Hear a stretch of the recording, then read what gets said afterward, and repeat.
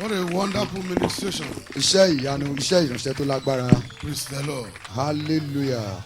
Mo máa ń sọ pé tán bá ti ń kọ orin tí ò bá ti yé ọ kó I do máa tell dákẹ́. people, if you are singing and if you don't understand, just keep quiet Kọ́mọ̀ lọ sọ nǹkan mi. so that you not be saying something.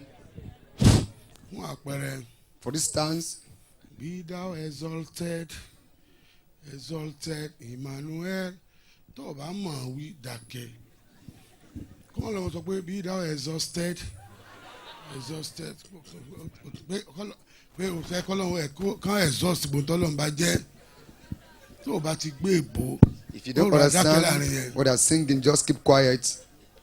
Sẹ́rọ̀ ní tí wọ́n kọ pé what am I very lost God? Èmi ò mú orin yẹn tẹ́lẹ̀. That Mo rò song, pé ibi tí wọ́n pa àtúwá ẹsẹ̀ pé he used to do marvelous things. Wọ́n sọ pé ìyá Ìjẹ̀bú bò. Ìyá Ìjẹ̀bú do marvelous. Alẹ́ mo tó mọ̀ pé he used to do. it is this night, I know the meaning and know the end of that song. Praise the Lord. Hallelujah.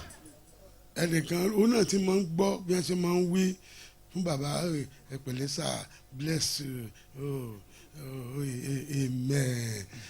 The Lord is your strength. Ṣé n pa mọ́ wíwẹ̀? We used to say that the Lord is Arábìnrin your ìwádìí strength. oh bless you sir. And this master bless you, Lord is your sir. stress. He said, the Lord is your stress. The Lord is your stress. The Lord is your Ẹ stress. gbọ́ ṣé bí wọ́n ṣe wí nù. Is that how it's been said? Tó o bá ti mọ èbó sọ mọ́ mọ́ torí lójijì wà bára ẹni lẹ́bù mi. Amen. Because you are going to miss yourself in a level that you don't expect. Tó kó mọ́ lọ mọ fọ́ǹbù láàrin wọn. Àwọn èbó mi mẹ́ta péré ni kò rà kọ́. Just learn It is 3 well. grammar. Kò mọ̀ yẹ bless you. Kò sì mọ amen. Gbogbo tí wọ́n sá ti ń láwọn sọ pé amen. Oh, that message was oh amen. Tó bá fẹ́ sọ jù bẹ́ẹ̀ lọ ó kàn mọ́ ọ̀rẹ́ wa kan. A friend of ours. Àwọn yẹn sọ pé ó máa ó proud gan. People said he's proud. Ìránṣẹ́ Ọlọ́run wòlíì ni. A servant of God is a prophet. Mo wá ń bí lè pé àwọn yẹn máa ń sọ pé proud. I was asking that people Well, say you now are we proud. must obey He now. said, of a truth, people they say so Torí pé kò kì í sọ̀rọ̀. because he doesn't Kò like sí to tó lè talk too sọ much. kò ní dá ẹ lóhùn. No matter you might say, he will not answer you. So He will wọ́n not á rò reply. pé bóyá ó gbéraga So ni. people think that he's proud. Ó wá ní ó ní wẹ́dà lóhùn. He said he was a welder. Àwọn tá a máa jórin. People that Ó ní bẹ́ẹ̀ were. lọ́lọ́run ti pè òun. He said that was where God called him. Ó ní ṣùgbọ́n nígbà tó lọ́wọ́ mo lébi tó ń wá ti bára òun He said where he now meet himself láàrin àwọn tó kàwé. among the learned, Àwọn tó máa ń bá a fàdúrà. people that will come to him for Professors, prayer, professors, engineers. engineers, Àwọn èèyàn top people. great people, top people. Ó ní kó mọ́ àmọ́ fọ́ǹbù. So that for him not to fumble, Lóò kì í fi ń sọ̀rọ̀. that is why he doesn't normally talk. So ó ti gbé àwọn nǹkan kan pamọ́ sápárí rẹ̀. So there is something that he has Kò kept sí in his bẹ́ẹ̀ brain. lè bá a sọ. There is nothing you can talk to him or say I've to been him. calling your line, I've not been. Mo ti ń pè ọ̀rọ̀ Did you ìléwọ́ change your line? yìí, iṣẹ́ ṣe ń jẹ ni. You say, "Ani, amen." Kò sí tẹ́ ẹ lọ sọ títí. There is nothing you can discuss. Can I have your new number? Ṣé mo lè gba nọ́mbà Ẹ yín? máa ma sọ pé a ní Ṣe PA PA my number. nọ́mbà Ọ̀tọ̀- mi. God you need such man lọ. He won't say more than that. So èyàn àwọn èèyàn wá rò pé bóyá ó ní class gan ni pé ó ti kàwé jù. People now think that he has a class, he has exposure. So kò kì í fẹ́ mix pẹ̀lú So àwọn he doesn't want to kò sì mix gbé with èbó people ní. and he doesn't understand Tó gbọ́ English. WhatsApp ẹ̀ máa ṣe èbó sá. You want to speak English Lọ́mọ mú always. gbogbo ẹ̀ papọ̀. Ìrẹsì ọlọ́kan náà ló ń lọ church kan The l'Abuja. servant of God said he went to church in Abuja to minister. They started singing a song. All the way àbí nǹkan. Ó lọ wá òun náà sì microphone lọ sọ pé. And he held the microphone. He was now singing railway, Ó ní pásọ̀ yẹn bá ń fa railway. lásán And the pé pastor was railway drawing his kọ́- clothes. Ọlọ́run The tó wá- pastor said ó ní- it is not Ọlọ́run railway. ìwọ tó ló tó pọ̀ jù. He said his own voice was even overshadowing others. Instead of all the way, they said Olùbọ̀yà ló ní railway. kán pa kán yọ microphone. Later the pastor Kán pa said nìyẹn. they should remove the microphone, remove the wire. Ọlọ́run rò pé railway náà ń wí. He thought they are singing railway. You are moving to the next level. Amen. Ó ń lọ ìpele tó kàn. You know we don't say the highest level. A ò sọ pé ìpele tó ga Tó ga jù. jù. We say next level. Ìpele tó kàn. That is no matter how you Kò go. kò ní ṣe bó ṣe ga tó. There is another level. Ìpele kan náà tún wà. Praise the Lord. Hallelujah. Praise the Lord. Hallelujah. I was passing through Osogbo one day mò ń kọjá nílùú Òṣogbo lọ́jọ́ kan and I saw a church. mo sì rí ìjọ kan I saw a signpost mo rí pátákó atọ́ka and they said so church of so. wọ́n sọ pé báyìí ìjọ báyìí Highest glory. ògo tó ga jù. Tó dẹ̀ ṣe ni pé ó jowú program tá a ṣe. He envied the program that we Higher glory. higher glory higher grace. Higher grace ẹ ló ń jowú o. He envied that higher grace. Àwa ní highest. He's not saying if you have higher we have When you are highest. talking of glory, you go from glory to glory. a máa lọ sí láti inú ògo dénú ògo There ni is no higher glory. kò sí ògo tó ga No, there is no highest glory. kò sí ògo tó ga jù. So ẹ ṣe rí ní ẹsẹ̀ tẹ́ ẹ bá gbé èbó. If you don't understand English just keep quiet where you know Bọ́n it. pé orí ọ̀fẹ́ ni pé kó tún láwọn tó tún mọ̀wé lẹ́gbẹ̀ẹ́. It's another grace for you to have educated people or learned people around Tó you. bá sì ti ní ẹlẹ́gbẹ̀ẹ́ kó o máa lísìn sí And wọn. once you have them around you, just listen to them. Ọmọ kan mi ní Olúwa láti Àkúrẹ́ wá. One of my children in the Lord from Akure, Òun àti bàbá ẹ̀ ní Olúwa náà jọ máa ń wá. he used to come with his father in the Lord. Ó ní kí n jọ kí n bóun bá bàbá òun ní Olúwa He said, sọ̀rọ̀. please daddy, talk to my father in the Ó ní òun ò Lord. lè bá wọn sọ̀rọ̀. He said, I can't talk to him, I can't advise him. Mo ní kí ló dé. I said, what is the problem? Ó ní wọn ò kàwé. He said, he's not educated. Ó ní wọ́n ti fẹ́ máa gbàdúrà lóyìnbó. And he wants to be praying in English. Ó ní máa ṣépè. And he will now be laying curse, he will be cursing, he will be spraying grammar. I want to extort you. Oh God, I extort your holy name. I extort your holy name. Oh, you are the àwọn ìbọn. Ẹ máa ń sọ ìbò mọ́. Don't stop speaking English. Praise the Lord. Hallelujah. Ó dẹ̀ máa dára fún It ẹ. shall be well with you. Mo rí pé o ti rẹ́rìn báyìí. I can see that you've laughed now. Ẹ jẹ́ ká jókòó. Let us sit down.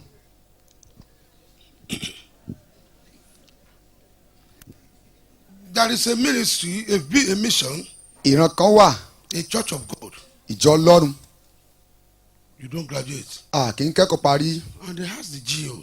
Wọ́n sì ní olùdarí ìjọ náà.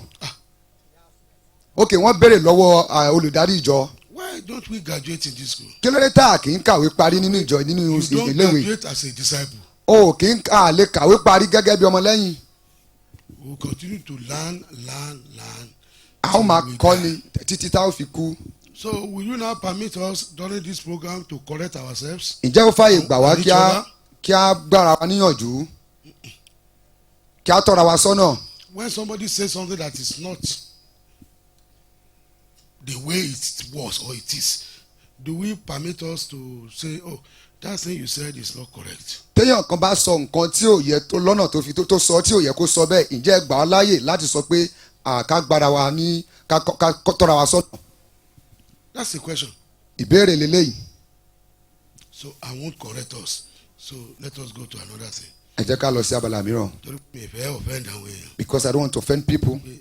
Parí nǹkan tánìkan ṣe tó sọ síta. If there is anything that someone has said that is not correct, ẹ ń bá mọ̀ jùlọ tó mọ the right thing. If anybody- pé kó dẹ̀ jáde kó sọ pé n tẹ́ ẹ sọ yẹn ó kù díẹ̀ káàtó torí pé n tẹ́ nìkan bá sọ bí program ránṣẹ́ Ọlọ́run thousands ni ó gbọ́ thousands tó gbọ́ yẹn another thousand ó tó gbọ́ ó dẹ̀ lò multiplication effect ló máa ní. whatever anybody So, says in a quantity- program and say it out that is not the bẹ́ẹ̀ bá wá proper bẹ́ẹ̀ way, bẹ́ẹ̀ kọ̀ èmi lọ́lọ́run fún níran yìí whether you like it or not, God has handed over this commission or this mission to ni me. mo ní vision yìí so màá sọ̀rọ̀ I will speak. n ò ní ìdí vote yín I don't need you to vote for me. bẹ́ẹ̀ tí ẹ vote Even though you vote tẹ́ ẹ sì win and you win, màá call fún rerun I will call for rerun. bẹ́ẹ̀ ṣe rerun If you do the run, màá render inconclusive I will render the votes inconclusive. kọ́ àkùntẹ́ ẹ̀ ṣe. I will not be waiting for what you are going to do. ṣe rí ìránṣẹ́ Ọlọ́run wa kan wọ́n sọ pé orí pẹpẹ yìí ni mo ti sọ̀rọ̀ kan pé One of the servants of God said, from this, I said, nípa ìran kan tí bàbá àbíyè rí concerning the vision that our father Baba Abiye saw, pé bàbá àbíyè àti èṣù pàdé níbì kan that Baba and Satan, they met in a place. èṣù wa sọ pé kí ló wí náà èṣù sọ pé ipe ó porúkọ wọn The devil called his name. èṣù wa ní aṣọ ọmọ mi And Baba was asking, ó yá sọ ìtìgé pé o ti ẹ̀ mọ̀ mí àwọn ọmọ tí yóò ní ìṣọ̀kan n tó ṣẹlẹ̀ kọ́ yẹn that is not what happened. bàbá sọ pé Baba said àwọn wà nínú ìran. he was in a vision. Ṣé pé bàbá gan ní sọ̀rọ̀ yẹn fún mi? Pé nǹkan lẹ sọ̀rọ̀ yẹn fún mi. Pé bàbá sọ fún àwọn pé bàbá àwọn wà nínú ìran. Baba Abiye was in a vision. Àwọn gun òkè lọ. He was climbing to the Wọ́n mountain pàdé ẹnìkan and he met someone níbi ní àárín ojú ọ̀nà bí táwọn ti ń gòkè lọ. along the path when he was going up. Wọ́n ní ta ni ọ́? And the person, the Baba asked the person, who are you? Ó lóun ní èṣù. He said, he is devil. Ó ní ta ni bàbá? And he asked Baba, who are you? Bàbá ní wòlíì Ọlọ́run àlàyé la. Baba said, I'm a prophet of a living God. Ló bá bú sẹ́rìn. And he burst into Ó laughter. ní wòlíì Ọlọ́run. He said, prophet of a living God. Ó lẹ́yìn tó jẹ́ pé ẹ̀ stable. He said, you people that you are not stable. Ẹ̀ dùn sójú kan. You are not stable. Ibi tí tòun yàtọ̀ nìyẹn. That is how his case is different. Tí wọ́n bá lọ́mọ kan kú ń bì kan. They said his child died in a place. And ó lóun ló wà in charge. He said he is the one that is in charge. Tí wọ́n bá lẹ́nìkan ṣe graduation fún ọmọ ẹ̀. If they say anybody out did a graduation for his child, Ó ní ẹ má wá òun níbẹ̀ o. he said, don't look for me in that kind of place. Tí wọ́n bá lẹ́nìkan bímọ. If there's anybody that give birth, Òun kọ́ o. he's not the one. Mọ́tò kan ní accident lọ́nà ibì kan. There's a vehicle that had an accident in a place. 100 kú mẹ́. 100 people Ọlọ́run died. ni. He said he is the one responsible. Ó ṣùgbọ́n ẹ̀yin ìrìnàjò Ọlọ́run. He said, but you servant of Ó God. ní ẹ̀ stable. He said, you are not stable. Ẹ tẹ́ gbàdúrà fún lónìí. The person you pray for today, Ẹ ṣe pé fún lọ́la. and you still curse him tomorrow. Ẹ ṣe rere lónìí. You do good today, Ẹ ṣe búburú lọ́la. and you do evil tomorrow. Ó ní mínísírì tó ń lò ń fèsì o. He said he faced his own ministry, Mínísírì evil. the ministry of evil, Kó mọ bá nǹkan jẹ́. for him to destroy something. Olóhùn ètò nǹkan ṣe He o. never repair anything. Táyé nǹkan bá bàjẹ́ olóhùn ni o. If anybody's life is being destroyed, he's the one responsible. Tí bàbá wí nìyẹn. That was what Baba said. Mo tẹ́ni tó sọ fún mi náà sọ And nìyẹn. that was the person that gave me, that told me the story said. Problem tó wà nínú oral tradition nìyẹn. That is the problem in oral tradition. Written tradition and oral tradition ìyàtọ̀ wà nínú ẹ̀. There is difference between written and oral. Ṣé ẹni téèyàn fọwọ́ kọ sílẹ̀? What you write or jot down Àti téèyàn sọ. and the one that is Ṣé ẹni spoken, téèyàn sọ yẹn? the one that is being spoken, Wọ́n lè fi kún. they can add to it Wọ́n lè yọ kú. and they can subtract. Mo lè fi máa gbọ́ ọ̀pọ̀lọpọ̀ ọ̀tàn nípa bàbá àpọ́sù Babalọ́lá. That is why we heard a lot of story about Baba Balola. Wọ́n sì present Babalọ́lá bí ìgbà tí wọ́n sọ̀rọ̀ yín wílẹ̀. They will present You know, Babalola Male. as if they are talking about deities or Wọ́n ní spirits. nígbà Babalọ́lá fẹsẹ̀ lulẹ̀ báyìí gbà They rẹ̀. say when Babalola stamped Wọ́n his leg kàn rí mọ́rí. on the ground and he Èkó disappeared, wọn tún ti rí. and they saw him in Lagos. Oral tradition. That is oral tradition. So to problem oral tradition yẹn. That is the problem. Àwọn university wọn demonstrate. When we were in university, it was being demonstrated to us About written and oral communication. nípa ohun tí a kọ sílẹ̀ tàbí àti ohun tí a sọ. One of our lecturer, Ó sọ nǹkan kan fún ẹnìkan lẹ́yìn. he said something to Ó kọ somebody sílẹ̀. behind. Okay, he wrote it down Ó wá kà á sí létí. and he read it to his Ó hearing. ní kó sọ fún ẹnìkejì. He said, 32nd Ó person, yá kó kọ fún lílẹ̀. now write it. Ó yá máa fún ẹnìkejì. Oya, give it to another Bẹ́ẹ̀ni person. kẹta. Oya, give it to third person. Àbẹ̀bà 120 ni wá ní kíláàsì. We were like 120 in that class, Tutorial class ni. in a tutorial class. Nígbà tó dé the last person. When it got to the last person, Lecturer wa ni n tó ń kọ fún ẹ ó yá mu wá. the lecturer now asked the last person, what you have been given now, bring it. Ṣé rí n tó sọ? What the person writes or Ó what ti he said yàtọ̀ gédégédé sí is n tó sọ he lákọ̀ọ́kọ́. had been different entirely Ẹnìkan ti fi kún. to the first Ẹnìkan ti person, yọ kú. and the Ẹnìkan ti second fi kún. person has added and then That is subtracted. why I want to advise us. Ìdí náà ni wọ́n fẹ́ gbà á níyànjú. When God gives you a vision Tọ́lọ́run bá fún ọ ní or ìran a revelation, tàbí ìṣípayá, write it down. ẹ kọ sílẹ̀. Make sure you publish a book. Ẹ rí i pé ẹ fi kọ ìwé. Write a book. Ẹ kọ ìwé. Otherwise, people will add to it. Láì jẹ́ bẹ́ẹ̀ àwọn èèyàn ó fi People kún. subtract it. Àwọn èèyàn ó sì yọ kúrò. Lẹ́nu ọjọ́ mẹ́ta ń sìn. Just 3 days ago, Lẹ́nu ọjọ́ mẹ́ta sẹ́yìn. it's okay, some days ago, Ó ti tóṣù méjì mẹ́ta it's báyìí. up to 2 or 3 months. Mo ṣe ọ̀nà yẹn I láti máa gbé mọ́tò gun òkè. okay, I concreted that place to be coming to the mountain with a vehicle. Ìgbà mi máa jókòó. At times I will sit down Torí ọwọ́ ìdájí yẹn. because around in the Mo máa on ń the early flow morning, gan láti teach I gan. was feeling the spirit to flow to teach. Up till now, máa Till teach now, gan. I will teach, Ó dẹ̀ difficult láti teach lórí ibi báyìí. and it's very difficult to teach on this podium. So màá wá gbé àga sílẹ̀. So now I will now place a chair. Gbé tébù sílẹ̀. I will put down the table Kékeré màá máa teach. and I'll be teaching. Tẹ́lẹ̀ mi ò bá máa sọ ń pa mi ní If ìsìn. another person will say about me, A ní nígbà tí máa yẹn tó bí age 63. he said when the man is going to his 63, Kò lè gùnkè mọ́. he could not even climb the mountain or the altar. Kò lè dìde mínísítà He mọ́. could not even stand up to minister. A ní tí ẹran ara ń ṣe nìyẹn. That is the work of the flesh. Kò sí bẹ́ẹ̀ mi mọ́ ṣe lè gbélú ẹ tó. There is no how Holy Spirit can dwell in you. Ara ó béèrè Flesh will fún. still demand. A ní gbòòyà It's at a time kò lè dìde he could mọ́. not even stand up. Alájókòó ni. He will sit down. Yóò sọ níbi tí wọ́n ti ń jẹun. He will say it in the place where a food vendor place. ẹlòmíràn ó sọ. Another person will say Ẹlòmíràn ó it. sọ. Another person will say it. nígbà tí wọ́n bá máa sọ ìtàn mi ń gbò bá When yá they will now be telling about my story at the Ohun tí wọ́n máa sọ time, ń pa mi ni pé what they will be saying about me nígbà tí mo ń is, pé 60 something when I'm going to 60 mi something, ò lè gun òkè mọ́. I can't climb the mountain or the Wọ́n ní ṣe bí àwọn altar. ni mọ́tò ó ṣe gbé gun òkè. They say, how could vehicle just bring him to the mountain? Kò dẹ̀ rí bẹ́ẹ̀. And it is not like that. So that is why tó yẹ kó o kọ sílẹ̀. That is why you have to write it down. Mo fẹ́ kó o kọ ìtẹ́ sílẹ̀. Write your story down. Tọ́lọ́mù bá fún ẹ ní vision If God gives you vision, tó fún ẹ ní revelation He gives you revelation, make sure pé o kọ̀wé. make sure you write it. Mo sọ pé kó o tó parí iṣẹ́ ìránṣẹ́ yìí Before you finish your ó yẹ kó o ministry, ṣe ìwé kan. you should publish a book. Kó tiẹ̀ ṣe ìwé ìtumọ̀ àlá lásán. Even though it's just an interpretation of dream, Kò tí kó tí wọn náà ṣàkọ̀wé you kan. try to publish a book. Torí years tó bá ti kọjá lọ. The past years, Oh my God, past years kọ́.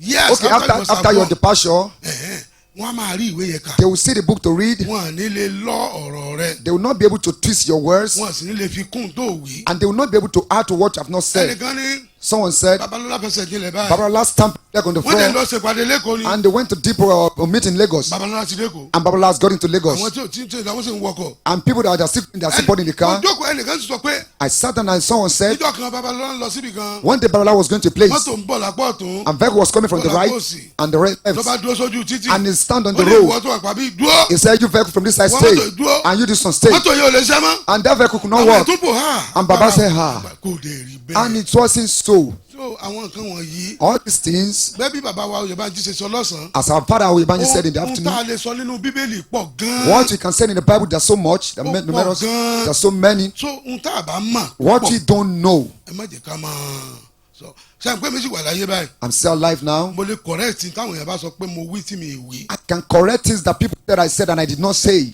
Ẹnìkan wípé Someone says, ohun tí òfin jẹ́ káwọn quality people wà ní churches wa nìyẹn o. that is why some quality people are not in our churches, Torí pé ọ̀pọ̀lọpọ̀ nǹkan máa máa sọ. because a lot of things that we are going to say, Wọ́n máa run àwọn èèyàn létí gan. people will not be like, they will not like it, they will be inching their ear. Ẹnìkan ní Someone said, ẹ jẹ́ gbàdúrà let us pray kọ́lọ́ ń sọ mí di nílà. that God should make me Ibi tí wọ́n great ti kọ̀ mí sílẹ̀. where I've been Kí forsaken, wọ́n padà béèrè mi. that they should Àdúrà ask ni. me is a prayer. Ó ṣẹlẹ̀ sí Isaac. It happened to Ó Isaac, ṣẹlẹ̀ sí Jephthah. it happened to Jephthah, Ó wá ní ẹnìkan and it's now said someone, ó ń fẹ́ ọkùnrin kan. she was dating the man, Ó ní medical doctor ló ń fẹ́. she's dated the medical Ó ní doctor. medical doctor yẹn lójijì. He said all of a sudden that the Lọ́wọ́ medical náà ò lè doctor, fẹ́ gẹ́ yẹn he said he mọ́. can't marry that lady Ó sọ again. pé ẹsẹ̀ rẹ̀ ò dáa. He said because her leg is not good. Unfortunate. Ó pé ẹsẹ̀ ò ní kọjá. Okay, unfortunate. Ṣé bá ní kọjá gbé ní èso lè mọ̀ tún bẹ̀. Pé ó wọ unfortunate yìí lọ kíní. She's unfortunate. Ó ní kò pẹ́. Not quite long. Lọ́mọbìnrin bá ń kọjá lọ ní Aso Rock. And this lady was passing by Nassau Rock, Ní ẹ bá pè é. and they called her, Ṣé ìwọ lè ṣe iná airport? can you run the electricity of the Ìyẹn airport? ní Aso Rock o. That is in Nassau Rock.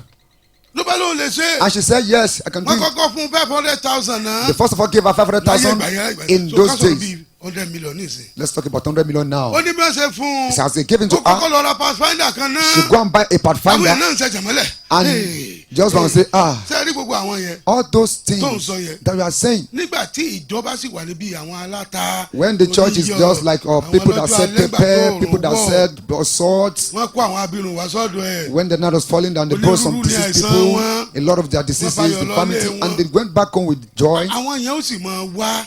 Those people, the kind of set of people will still be Tó kọ́ wà coming nù ìṣòro. because they are still in Tí problem. wọ́n bá ti bọ́ sí level mi. Once they enter the next Wọ́n à ní level, lè dúró lérú church. they will no longer be able to stay in that kind Torí of ohun tó ń church, feed wọn pẹ̀lú. because what you are feeding them with, Garbage ló ń fún wọn. you are giving them garbage. Wọ́n máa wò pé a kò possible. They will be thinking that this is not Wọ́n á dẹ̀ possible, máa kọsẹ̀ nípasẹ̀ rẹ̀. and they will offend them through Ó ní you. lọkùnrin yẹn fẹ́ padà wá. He said that is how the man came Ló ní back. dákun wá fẹ́ mi. He said, please come and Èyí marry náà ló wọ̀ me. fún amá. And the lady said, I'm no longer Ó ló ti coming. dé level tó ga. He said, I've arrived to the highest Mo level. wá pè mú ní. And I call this man of God, Irú say, ọ̀rọ̀ ẹ̀ má máa sọ mọ́. don't say this kind of word again. Ní level orí òkè ti kọjá. The level of this mountain has gone beyond. Àwọn tó ń wá bí àwọn tó ń wà tẹ́tí wà exposed. People that are coming to this place are those that are exposed. Báwo ló ṣe lè kọjá ní Aso Rock? How can she pass in Nassau Rock, Níbi tí Babangida ń where gbé. Babangida is Yóò sì residing, máa kọjá wájú bẹ̀rẹ̀. and she will be passing Láì ṣe mission house sí without a CAC mission, when it's not mission or CAC mission house?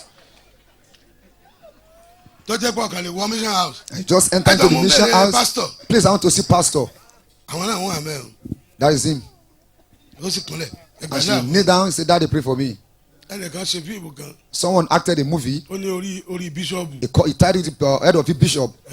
ó fẹ́ sògùn owó ni He o wanted to do money rituals. wọ́n wá ní kó mú ìyẹn wá kó mú nígbà yẹn wọ́n ní kó lọ mórí bíṣọ̀bù They did not ask him to go and get the Oh, bishop wow, head. títí, He títí. troubled himself. nígbà yẹn ó ní ha He said ló later máa he said, ṣàyẹ̀ bẹ́ẹ̀ what is happening to you? orí Native bíṣọ̀bù doctor. tẹ́ni lọ mú wá The head of the bishop, you asked him bó to mo ti bring. fẹ́ rí Where do you want me to get it? tẹ́ bá rí security táwọn bíbù yẹn ń If kó you look at the kiri kind of security those people move ojú ti with, gómìnà mi it's lọ more than some ó ní governors. sábà tẹ̀ ẹ̀jọ́ pọ́rí pásọ̀ sí èsì Hadn't been a CAC pastor said now, ó là gbọ́yùn it will be ó ní better. tẹ́ bá ti lọ sóòrù Once you go to the vigil, tẹ́ ẹ̀ ti ń jẹ́ bẹ́ẹ̀ as you are dancing, Jésù mi ṣe as you are dancing, my ó ní Jesus, pásọ̀ ní security and the kẹ̀kẹ́ pastor doesn't have any ó ní security. ìdílé lẹ́gbẹ̀ẹ́ pásọ̀ Usually sí they have èsì. just kidnapped the pastor.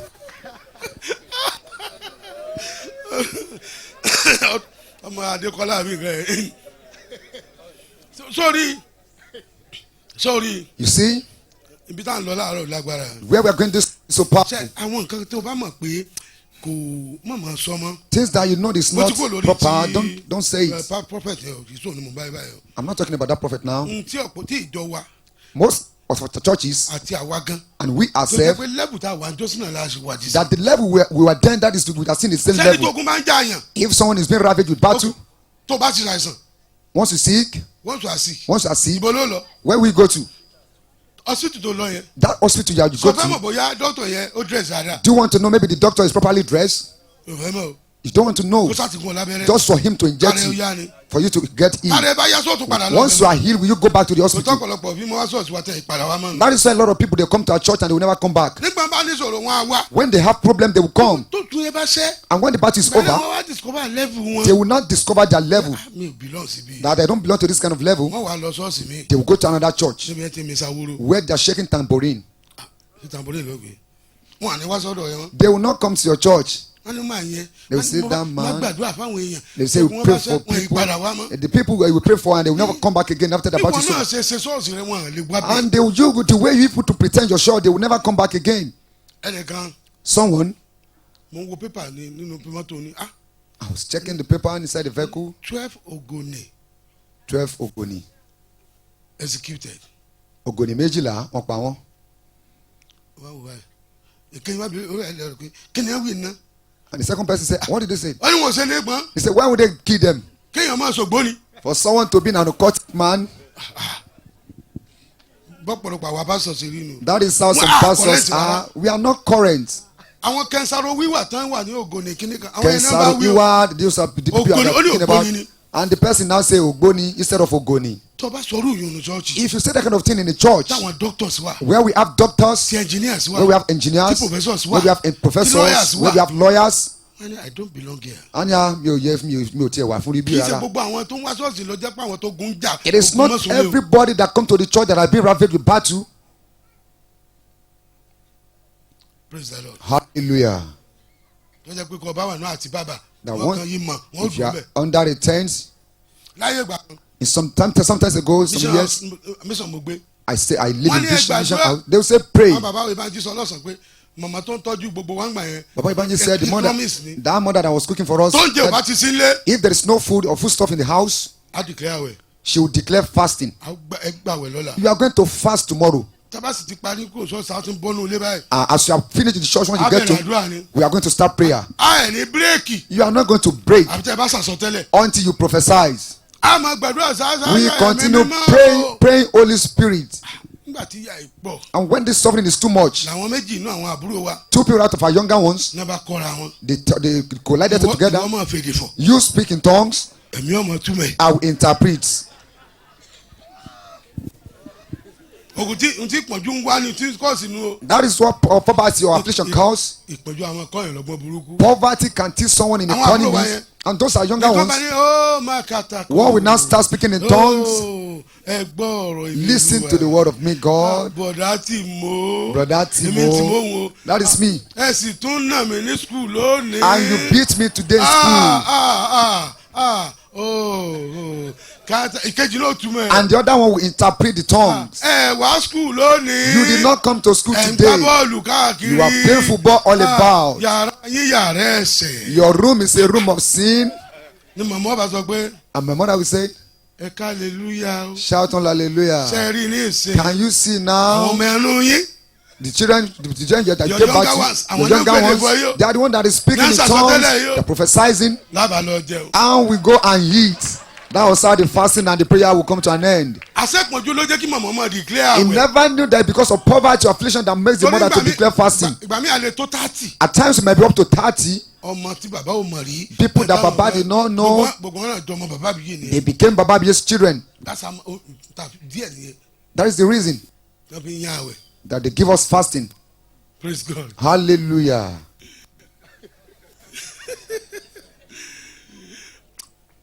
lónìí olúwa fẹ́ bá ìpọ́njú wí o. Amen. Today God wants to rebuke poverty agboolé gbàgbọ́. in the household of náà wà faith. ní àmọ́ gbàdúrà. They tell us to pray. ẹ gbàdúrà. Pray. olúwa pèrò wá. Lord, bring people ní wíwọ́ in dragging, ní dídè in binding, pèrò wá. bring people. olúwa pèrò wá. And we keep on praying, ní Lord, wíwọ́, bring people. ní dídè. In binding, tábà ìrọsẹ̀ kan like a week, ilé ìwọ ti kún. our house has been mission filled up. house ti The kún. mission house has been filled àwọn up. wèrè àwọn dìgbòlugi Mad people, wọn bá máa kó wá ilé and they yẹlẹ. bring them to Baba's house. tára wọn bá sì ti yá And once they got their heal, their deliverance, wọn à ní wá mọ́. they will not come back again. níbo ya At a time, ni bàbá ní ká change àdúrà. Baba said we should change the prayer point. olúwa pèrò wá. Lord, bring people. àwọn àgùntàn rẹ tó wà lẹ́yìn ọgbà. Your chief behind at the back of the flock, flọ́ọ̀kì kọ́ at the back of the yard, pè wọ́n wá bring them. látó wá ráwọn tó responsible. It is then we begin to see responsible látó sẹ̀ people. rí àwọn tí wọ́n dúró. It is then we see people that will stay. níbo ya tí bàbá tó rí pé kò tó sí quality. At the time when Baba said there is no quality among them, ṣe mọ̀ pé inú iṣẹ́ ìránṣẹ́ rẹ in your ministry, o ní ìdí oríṣi èèyàn méjì. you need two set of o people. ní ìdí quality You need quality people, o dẹ̀ ní ìdí quantity. and you need quantity. torí tí o bá sí quantity ni kéèyàn pọ̀. Quantity is for you to have a crowd. ọmọ ìfẹnu àtẹ̀bùsẹ̀ ìránṣẹ́ wọn ní tẹ́ bá rí. People now they believe to your ministry. They said just imagine Àwọn the way táwọn you kan sọ 200 lọ. people that are in his church, they are not more than 100, o sì tún ní ìdí quality. and you need quality people. quality ni àwọn òmìnira tán ní ọrọ̀ lọ́wọ́. Quality are the giants that have wealth. otherwise tó bá jẹ́ kìkì quantity ni Otherwise, if you have just quantity, ìwọ ló tún mọ fún ọ lówó ọkọ̀. you will be the one to give them transport fare. níbo ya ni bàbá tún ní ayé àdúrà At the padà. time, Baba said we should change the prayer point. Olúwa, Lord, pèrò wá. bring people, pèrò wá. bring crowd, àwọn bíi lọ́yà. people like àwọn lawyer, bíi adájọ́. like judges, àwọn bíi tíṣà. like teachers, àwọn bíi mísífà. like principals. ló wá di pé àwọn àti ìrìn àwọn lawyers. It is then Baba begin to see wọ́n tún wá sọ wá lawyers church. begin to come to our torí church. sí èsì tálàfíà. Says it's Talafia. tá a bá ń ṣe ìsìn lọ́wọ́ If you are holding the service tí ìsìn ń lọ. and the service is going on, ọkàn rí wèrè kan. you just say madman tára rẹ̀ tẹ̀ ìyá lọ díẹ̀ díẹ̀. that is just getting Àní dákẹ́ deviant. bẹ́ẹ̀. You just say stop there.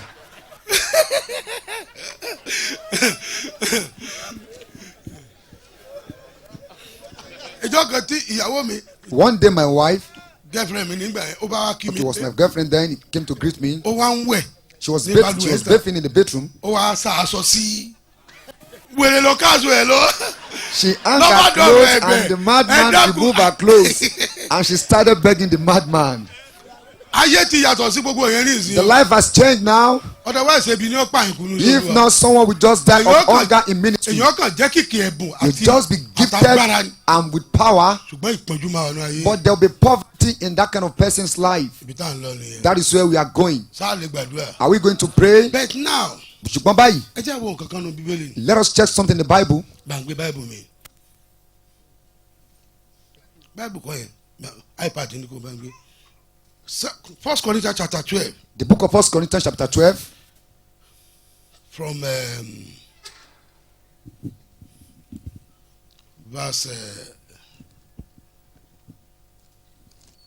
ẹ kọ 1 Corinthians chapter 9 1 Corinthians chapter 9, verse 11.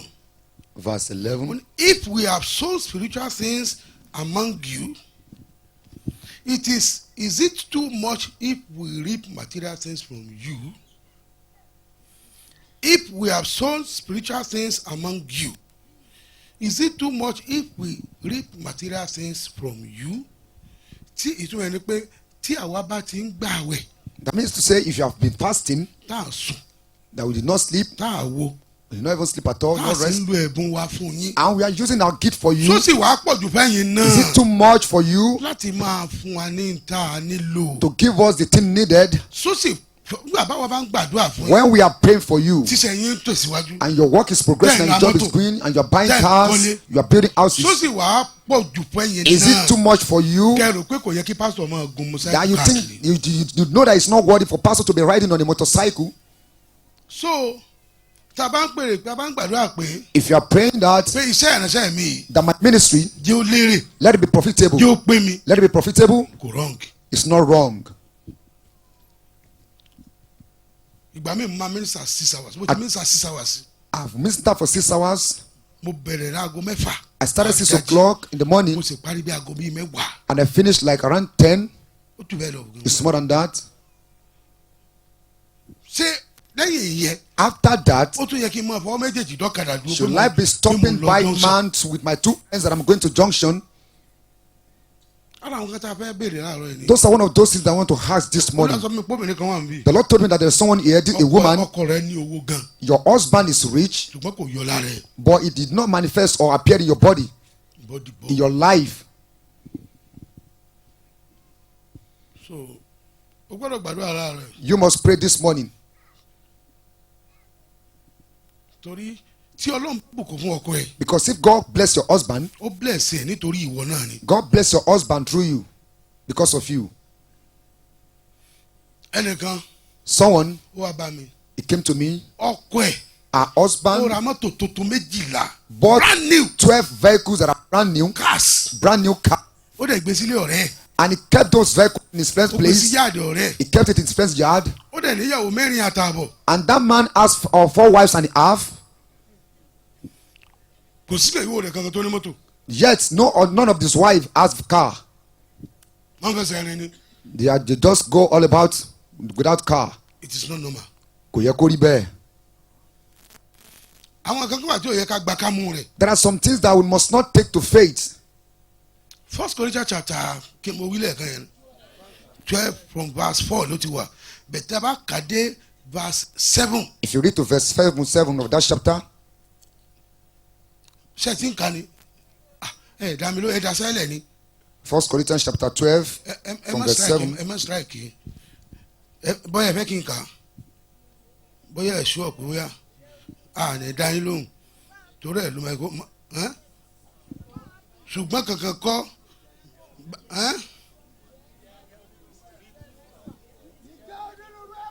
ẹ ní náà ló bá 1 Corinthians chapter 12. Should I start from verse 1, sir? Ǹjẹ́ onírúurú ẹ̀bùn ni ó wà?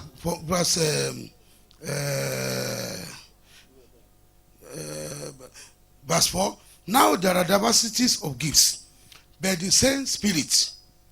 Ìyẹn ni pé ẹ̀mí mímọ́ That is to say, Holy Spirit ló ń fún kálukú ní àwọn ẹ̀bùn tiẹ̀. give individual his own gift. Wọ́n lẹ́bùn wòlíì. You have the gift of prophecy. Wọ́n lẹ́bùn evangelist. You have the gift of evangelist. Wọ́n ní ti teacher. You have the that of teacher. Wọ́n ní ti pastor. You have that of pastor. Wọ́n jẹ́ apostle. You are an apostle. Gbogbo wa pátá All of us, níwájú ẹ̀mí mímọ́. before Holy Spirit, Ẹ̀mí mímọ́ ò sọ pé ẹnìkan superior sí. Holy Spirit did not say one is superior to the other. Ẹ̀mí mímọ́ náà ló fún kálukú lẹ́yìn. And it is Holy Spirit that gives Wọ́n mọ̀ gifts. pé ìwọ jẹ́ apostle. That is to say, you are an apostle. Ìwọ jẹ́ evangelist. You are an evangelist. Ìwọ jẹ́ teacher. You are a teacher. Ó yẹ ká fi compliment ara wa ni. You should be able to use the gift to complement each other. Ntí wo ò ní. What you don't have, Èmi ní. I have it. Òtún ọ̀pọ̀lọpọ̀ wa ò fi grow nìyẹn. That is why a lot of us are not growing. O ò lè ní gbogbo ẹ̀ pàtó. You cannot have all the gifts at the same time. Ó sì fàyè gbẹ́ tó ní tí wo ò ní. You will allow the person to have the gift that you don't have. Má sọ fáwọn èèyàn àwọn ọmọ wa. I do tell our children, Àwọn kan wà tí wọ́n bá fẹ́ minister. there are some people they want to minister. Mo gbọ́dọ̀ wá ń jókòó. I must be on seat Tó pé mo fẹ́ gain nǹkan lára wọn. because I want to gain something from their Mo ministration. gbọ́dọ̀ jókòó. I must be on seat. N tó sọ́nbì What you said here tí mo gbọ́. that I N had, lọ jókòó tì. I will sit down. Tí mo bá tó sọ. If I say it Tí mo again, fi wàásù níbi if I tó used to jókòó sí. preach where you are Ó seated, tún wá bá ń gbé you still come back Bọ́lá to ti me gbọ́ àwọn and ọ̀rọ̀ say, ẹ̀. where did you get this words from? olùmọ̀pọ̀ ọ̀rọ̀ rẹ̀ náà ni. And you never know that they are from your mouth. They are yours. Mo ran zeros ẹ̀ ni. I ran those words. tí ẹ̀mí mọ́ ṣe nìyẹn. That is the words of Holy Spirit. tó lack tí ò sí mọ́. What the person lacks, nínú iṣẹ́ ìránṣẹ́ àkókò yìí nìyẹn. okay, that is what we lack in this time of the administration. àwọn bàbá wa ń gbà yẹn. Our fathers of those àwọn days, apostles gbà yẹn. apostles of those wọ́n á days, kóra wọn jọ. gather themselves. kálukú ó máa lo ẹ̀bùn ẹ̀ láàrin Every one wọn. of them will be using that gift in wọ́n á their sì ní midst, lára ara and they will wọn. not envy each other. nísìnyí Now, wòlíì ó máa sọ pé prophet will be saying, ẹnìyẹn kò máa sọ̀rọ̀ sọ̀rọ̀. some people just be talking and talking àtikọ́ about it. ṣé wọ́n lọ kọ́ ni. Are you the one that writes it? gbogbo tó o bá fẹ́ mọ̀ láyé yìí. Whatever you want to know in ó this bẹ nínú bíbélì is in yìí. the Bible. ẹ gbọ́ sóòótọ́ sí ni. Is it true? ṣé gbogbo nǹkan náà ló sì lè mọ̀ nínú bíbélì. Is it everything that you can know in the Bible? torí pé o rò pé gbogbo ṣé mo pé ẹlòmíì á kọ prayer point sílẹ̀. Some people, they will write down prayer points prayer points ẹni wọ́n máa kà. and they will be reading the prayer points. ṣé prayer point tí tó o lò fún mi ń jọ sí so wá for example orí lè máa fọyàn. For example, I have headache. ẹnìkan jọ kan Someone one wọ́n day, lórí ń fọ persistently. they say he has a persistent headache ó wá sọ́dọ̀ bàbá. and he came to meet Baba. bàbá ní lórúkọ Jésù. Baba said in the name of pé Jesus ní ọjọ́ kan that one day ó kọjá lọ láti oko kan sóko you kan. were passing from one farm to ó another wá rí ìgbín lójú títì. and you saw a snake on the Lẹ́gbẹ̀ẹ́ road, títì. by the roadside, ó wá mú and you pick it up. ìgbín yẹn. And that wọ́n snake, fi ṣèrúbọ òòṣà ni. they use it as a sacrifice or ló idol. fa orí fífọ́ fún That wa. was caused the headache for you. kẹ́lòmíì tó wá padà wá. And if another person now kó come wá tún lórí fífọ́. and have headache kó wá sọ pé ó and hẹ́ now gbé. say you pick up a snake, so ìyún o lè rí ìyún ní báyìí. can you see that one in the Bible? àwọn ìfihàn kan wà tó ẹ pé ò lè rí inú báyìí. There are some revelations you can never find them in the Bible tọ́lọ́wọ́ máa reveal fún yàn. that God will be revealing to mo you. ti sọ rí pé ẹnìkan bì. I've said it someone tells that ó someone ní here, ara títa bí ìgbà wọn bọ́ ara ẹ̀ sílẹ̀. he has a kind of pain in her body like a bí pepperish, ìgbà tán dàka sí like the láàrin. pour pepper on his body. gbàdúrà títí títí. I prayed. wọ́n á ní olúwa. I said, Lord, kí ni kí n ṣe lórí what should I do ìyá over Kanji. this case of Yakanji? ìyá Kanji la máa. olúwa ní omi mélòó ló ń bẹ lórí The òkè. Lord asked me, how many water do you have on this mountain? olómi odò wòsàn wà. I said, we have healing well. omi kànga wà. However, we have well. omi ẹ̀rọ kò tí ì dé. That time we have not Omi gotten òjò tap wà. and we have rain olúwa water. ní kí n ní kó lọ wá àwọn omi yẹn gba papọ̀. The Lord said I should tell her I should go and gather those water kókó wa and should bring it. kàn dà sínú bucket. They should pour it inside buckets. kàn mix ẹ̀ lù kó They náà should mix mix ẹ̀. it and she should mix it. kí n gbàdúrà fún. And I should pray for her. mo dẹ̀ ní kó ṣe bẹ́ẹ̀. And I asked her to do so. And I pray for her ló bá lọ fún mi yẹn wẹ̀. to the water. nígbà tó padà dé. When she come ó back, ní bí ìgbà tí wọ́n kó aṣọ síta. he said nínú just oòrùn, like they brought out clothes under the Just as sun, soon. they spread it under the náà sun, wàá kà wọlé. and they take ó it ní ara inside. ti tu òun And báyìí. she's comforted now. ẹ̀yin ọmọ ọlọ́run. Children of God, lẹ́nìkan náà bá lára ń ta o. and another person say he has a pepperish in the body. mo bá ní kó lọ kó àwọn oríṣiríṣi omi wá. And I ask the person go and gather those water. bí ẹ̀ ń pẹ́ àtàwọn tó ń pọ̀ sí. It's just as if the pepper is increasing in her body. ti revelation ṣe ni. That was the work of that's revelation. ọ̀pọ̀lọpọ̀ àwọn wòlíì sìn. That is why we prophet of these ẹ days, sì máa ń wojú olúwa fọ́mọ. anybody looking up to God wọ́n á for ní kó lọ child, gbómi sínú ìrì. go and put water on the dew. ọ̀rẹ́ mi kan One of my friend, kó ń wojú olùyàwó àti wojú olúwa fọ́mọ. his wife looking up to God for lọ́ba child, lọ́dọ̀ ọ̀nà sí ọlọ́run kan. and he went to meet a wọ́n man ní of kó God. lọ gbé omi inú ìrì. He said she go and bring a water under this dew. kó gbé sínú ìrì. Okay, she place the water under the kó dew wá mú and she drink it kó sì fi wẹ̀. and she bathe with the water. nígbà tó fi wẹ̀ báyìí. When she bathed with the water, in fact àwọn àjẹ́ tí wọ́n ń wọnú ilé tán. wishes that come inside to Olúwa visit o. her. ó ní nígbà míì wọ́n lè tó méje. He said at times there may be up to tí 7. wọ́n wọlé tán báyìí. They will come to visit her. wọ́n ní àmọ́jà ló pé ẹni yẹn ẹnìkan ti ní ìṣòro yẹn rí. I said someone must have gotten that kind of problem before. olúwa ní kó gbé mi sínú That the ìrì. Lord asked him to put water on that dew. lọ́ba sọ di general. And he now turned into general. sọ pé revelation. Ẹ sọ pé ìfihàn. but the same spirit. wọ́n ní there are differences of administrations but the same Lord. There are differences. verse kí nìyẹn náà verse 5. AMP ni there are deep distinctive varieties of service and administration but it is the same Lord we serve. Ìkànnì there are varieties of service but the same Lord. Ìkànnì God's various ministries are carried out everywhere but they all originate in God's spirit. Ìkànnì there are differences in nature but the same Lord. Ìkànnì there are different kinds of service in the church but it's the same Lord we are serving. Ẹja kò ń bẹ̀ yẹn ẹja lọ sí verse 6. There are diversities of population but it's the same God which worketh in all. But the manifestations of the spirit is given is given to every man to profit withal. The manifestation of the spirit ìfihàn agbára tí Ọlọ́run fún wa yìí. The manifestation of the power of God given to us, we were given láti jèrè ń bẹ̀ ni. to profit from it. ìyẹn ni pé o gbọ́dọ̀ gbàdúrà. That is to say you must iṣẹ́ pray. yìí This work, jẹ́ ó pé ọ let it profit you, Lord. jẹ́ ó pé àwọn tó rán mi sí Let it profit those that you sent me jẹ́ ó sì to, pé èmi and náà let it profit me. nígbà tí ò bá pé wa When the work did not profit láò us, lo ẹ̀bùn wa fún èèyàn it is then you use a gift for ni people, wọ́n lọ dúpẹ́ ní ṣọ́ọ̀ṣì mi and they will go to give thanksgiving in another church. tó bá ti ń ṣẹlẹ̀ bẹ́ẹ̀ yẹn frequently If it is happen frequently that way, nǹkan kan wrong something is wrong. ibi tájú àti gbọ́dọ̀ wáyé ni That is where the prayer must come forth. otherwise Láì jẹ́ bẹ́ẹ̀, kọ̀rọ̀ wa má lọ dàbí ọ̀rọ̀ obìnrin so that our case will not be like that ọmọ woman, wòlíì inú bible the prophet or the son of the prophet ìyàwó in the Bible. wòlíì inú bible Okay, the wife of the prophet in the Bible. 2 Kings chapter 4 8 to 17 tó bá jẹ́ pé tí mo béèrè fún ni pa mi kọ fún mi o torí ọ̀tọ̀ ni tí mo béèrè fún torí tí mo rí tọkọ bíi kí n má lọ máa wàásù ìsìnkú níbi ìjáde ìsọmọlórúkọ o the Shunammite woman lọ kọ síbi yìí o Shunammite kan mo béèrè lọ́ọ̀rẹ́ o Ọlọ́run ló ní nkàwé kí n rí dáadáa o tí mo sọ ni ọmọ wòlíì ẹ bá ń wo bẹ́ẹ̀ o bẹ́ẹ̀ 2 Kings ló wà lóòótọ́ ṣe é rí ní ìsìn ọ̀tọ̀ ni tí mo béèrè o oral tradition ṣe bá ń rí pásítọ̀ ẹ bá rí ọba ń wo wòlíì tí ọkọ ìyàwó So send me, I will go and I will get him.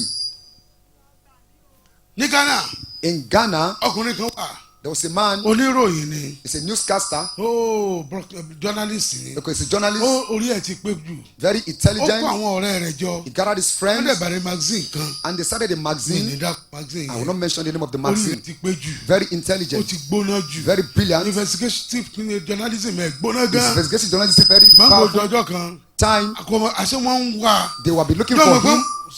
they were after him Okay, they were after so his fún wọn life. ń wá ìwọ náà You know that after your life, Apostle Paul ní Apostle Paul ó ní said, wọ́n ń fi ìtara wáyé he said they are looking for Ó ní your ṣùgbọ́n kì í life. ṣe fún ire o. He said not for good. kí ṣe pé wọn àti wọn àyàn ló ń wá fún Not ire people o that are looking for you, they are looking for you for Wọ́n good. wá. They are after his níjọ́ life. yẹn That very day, wọ́n wá sẹ́ndì pásù kan sí and they sent the parcel to him, envelope ńlá an yẹn envelope, a very big envelope. usually ó rò pé owó ni He was thinking that it was ó the wá money, gbélé orí ìtàn and he placed it on his lap. That's this must be from the Ní president láti jẹ́ láti ọ̀dọ̀ ààrẹ. ló bá ṣí pé envelope yẹn Open the envelope, gbólà and the busted exploded. pásù bọ́ǹbù ni It was a parcel bomb, ó bá hit ẹ̀ and he hit him. wọ́n gbé lọ síìtù They took him to the hospital. ẹ̀mí kan ló kù lẹ́nu ẹ̀ Just one life left with ọ̀rẹ́ rẹ̀ him. wá dé And his friend came. ọ̀rẹ́ rẹ̀ lọ́ọ̀yà ni He said, what is lawyer? lọ́ọ̀yà ajìjàgbara ni An activist, human rights human lọ́ọ̀yà activist. ni Okay, human rights lawyer. gbogbo èèyàn mọ̀ dáadáa People know ó him. wá wò And he looked at this man. kí ni ọ̀rẹ́ mi ṣe tó báyìí tí He a fi said, ṣe what has my friend done to this extent that he Gbójú took sókè. and he looked ó up. wọ ọ̀rẹ́ He looked at his friend. ó pè é He called him. ó ní he got me He said, one mummy. ó dẹ̀ mí kanlẹ̀ And he breathed his loud breath and he died. wọ́n wá ẹ o They are after your life. wọ́n gbé ẹnìkan dìde o There is someone that is agent that will be raised àwọn up. ta lèmi ó ràn That who am I going to send? èmi nìyí Here I am. ràn mí Send me. n ó jíṣẹ́ I will deliver the n ó sì message. mú And I will get him. ẹ̀ǹdẹ̀ dúró Stand up to your feet. mi tá à ń lọ nìyẹn o That is where we are going. kí ló dé tí ọ̀tẹ̀ Why is àìní rebel, ìṣọ̀kan conspiracy and tó not fi having pọ̀ nínú unity ìjọ that makes it láàrin so àwọn much àrẹsẹ̀ Ọlọ́run in nísìn the church among our men of Ẹyọ kan God? ni. It's just one thing. ṣé kí n sọ fún wa Shall I tell you? jíjorogún ògo ara wa Envying our glory. number 2 The second one, ọkùnrin kan kọrin kan láyé ẹjọ́ kan there was a man that sang a song some years ago, Prince Adékúnlé nígbà yẹn Prince Adekule in those days. ọ̀rọ̀ orin ayé ló kọ o It's a secular music, ṣùgbọ́n ó ti dorí ẹ̀mí ní but it ìsìn has become a spiritual song now. ọ̀rọ̀ tówó máa dá sílẹ̀ ọ̀rẹ́ mi apá owó ò ní lè ká. The case that the money will cost now, even money itself can never continue. pásọ yìí Look at this ó pastor. lérò ní church He ẹ̀ has crowd in his ẹjẹ́ church. gbógun tí kò Let us ṣòfò wage war dànù against him so that he will be wasted. owó ni. That is it's because of money. ṣé là ń jà sọmọ ìjọ bí ìgbà We tá à are ń jà sí fighting àwọn because customers. of member like we are fighting because of customers. Bishop Oyedepo said something. Bishop Oyedepo sọ nǹkan ó kan. ní bó ṣe akáwọn àránṣẹ́ Ọlọ́run máa ronú He nìyí. said this is how women of God should be thinking. kárí ìjọ Ọlọ́run We should see the church of God bí oko kòkó bàbá like gbogbo wa. our father cocoa plantation. gbogbo wa ni bàbá kan ló bí gbogbo wa. That every one of us is just Ó wá one dá father came oko out to kòkó us sílẹ̀. and he cultivated a cocoa plantation. Pastor Transi Pastor Chancy, ọmọ bàbá kan náà ni wa. of the same father, ó débi oko kòkó he yẹn get to that cocoa ó plantation dẹ̀ bẹ̀rẹ̀ sí í ro and he started cultivating it. ó clear He cleared it. gbogbo igbó tó wà mí ò clear. The bushes around it cleared it.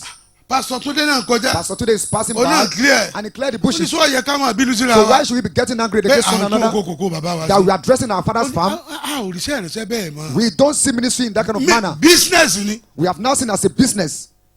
Ọgbọ́n máa jọ mi. He snatched my member. Praise the Lord. Hallelujah. Àwọn kan wá bí ìjọ kan. Some people came to this Wọ́n place máa ń wá sometimes bí ago. gan. They usually come to this Tí wọ́n bá place. ti wá bẹ́ẹ̀ yẹn. Once they Tí wọ́n bá come, fẹ́ parí. if they want to finish their Wọ́n á program, gbàdúrà fún mi. they will pray for me. Inú mi dẹ̀ máa ń dùn. And I was so happy. Bẹ̀tẹ̀ mi ò mọ̀. But I don't know. Ó wá jọjọ́ yẹn. That day, Wọ́n wá parí. after they finished, Ẹnìkan ẹ má jẹ́ gbàgbé àdúrà tá à ń gbàdúrà pásítọ̀. and one of them said, don't please don't let us forget the And prayer I will no. pray for. And one of them said, no, Àgbàdúrà fún. we will not pray for him. Wọ́n ní kí ló dé? I said, that person asked Ó him ní why. kò kí n fún mi ní He program. said, because Pastor Fimbo did not give me program. Whenever I come to this Does one, okay, does Ó ní not give kò me program. nítorí rẹ̀ Because of that, kí wọ́n gbàdúrà we fún. will not pray for him. Àwọn ajagun nù tara wọn ìṣe bẹ́ẹ̀ yẹn o. Those one in the first secular, the soldiers in the secular, they don't do that. Tẹ́nìkan bá ṣubú. If someone fall out of Wọ́n á them, gbé dìde. they will pick him up. Ṣùgbọ́n àwa But we tí Christians, ìrẹsì Ọlọ́run kan bá ṣubú. if a man of God Bẹ́ẹ̀ fall, láàfin ní iṣẹ́ that ẹ̀sìn. is why we are going to finish him. So tẹ́bá ti ń gbọ́ tán ti sọ pé. Once I'm saying, So ti gbọ́ ọgbọ́n pa ọ̀rẹ́ wa. have you heard about our friend? Tẹ́bá ti sọ pé ọ̀rẹ́ wa. Once you say our friend, Nǹkan ti dé nù. something is wrong. Something has come.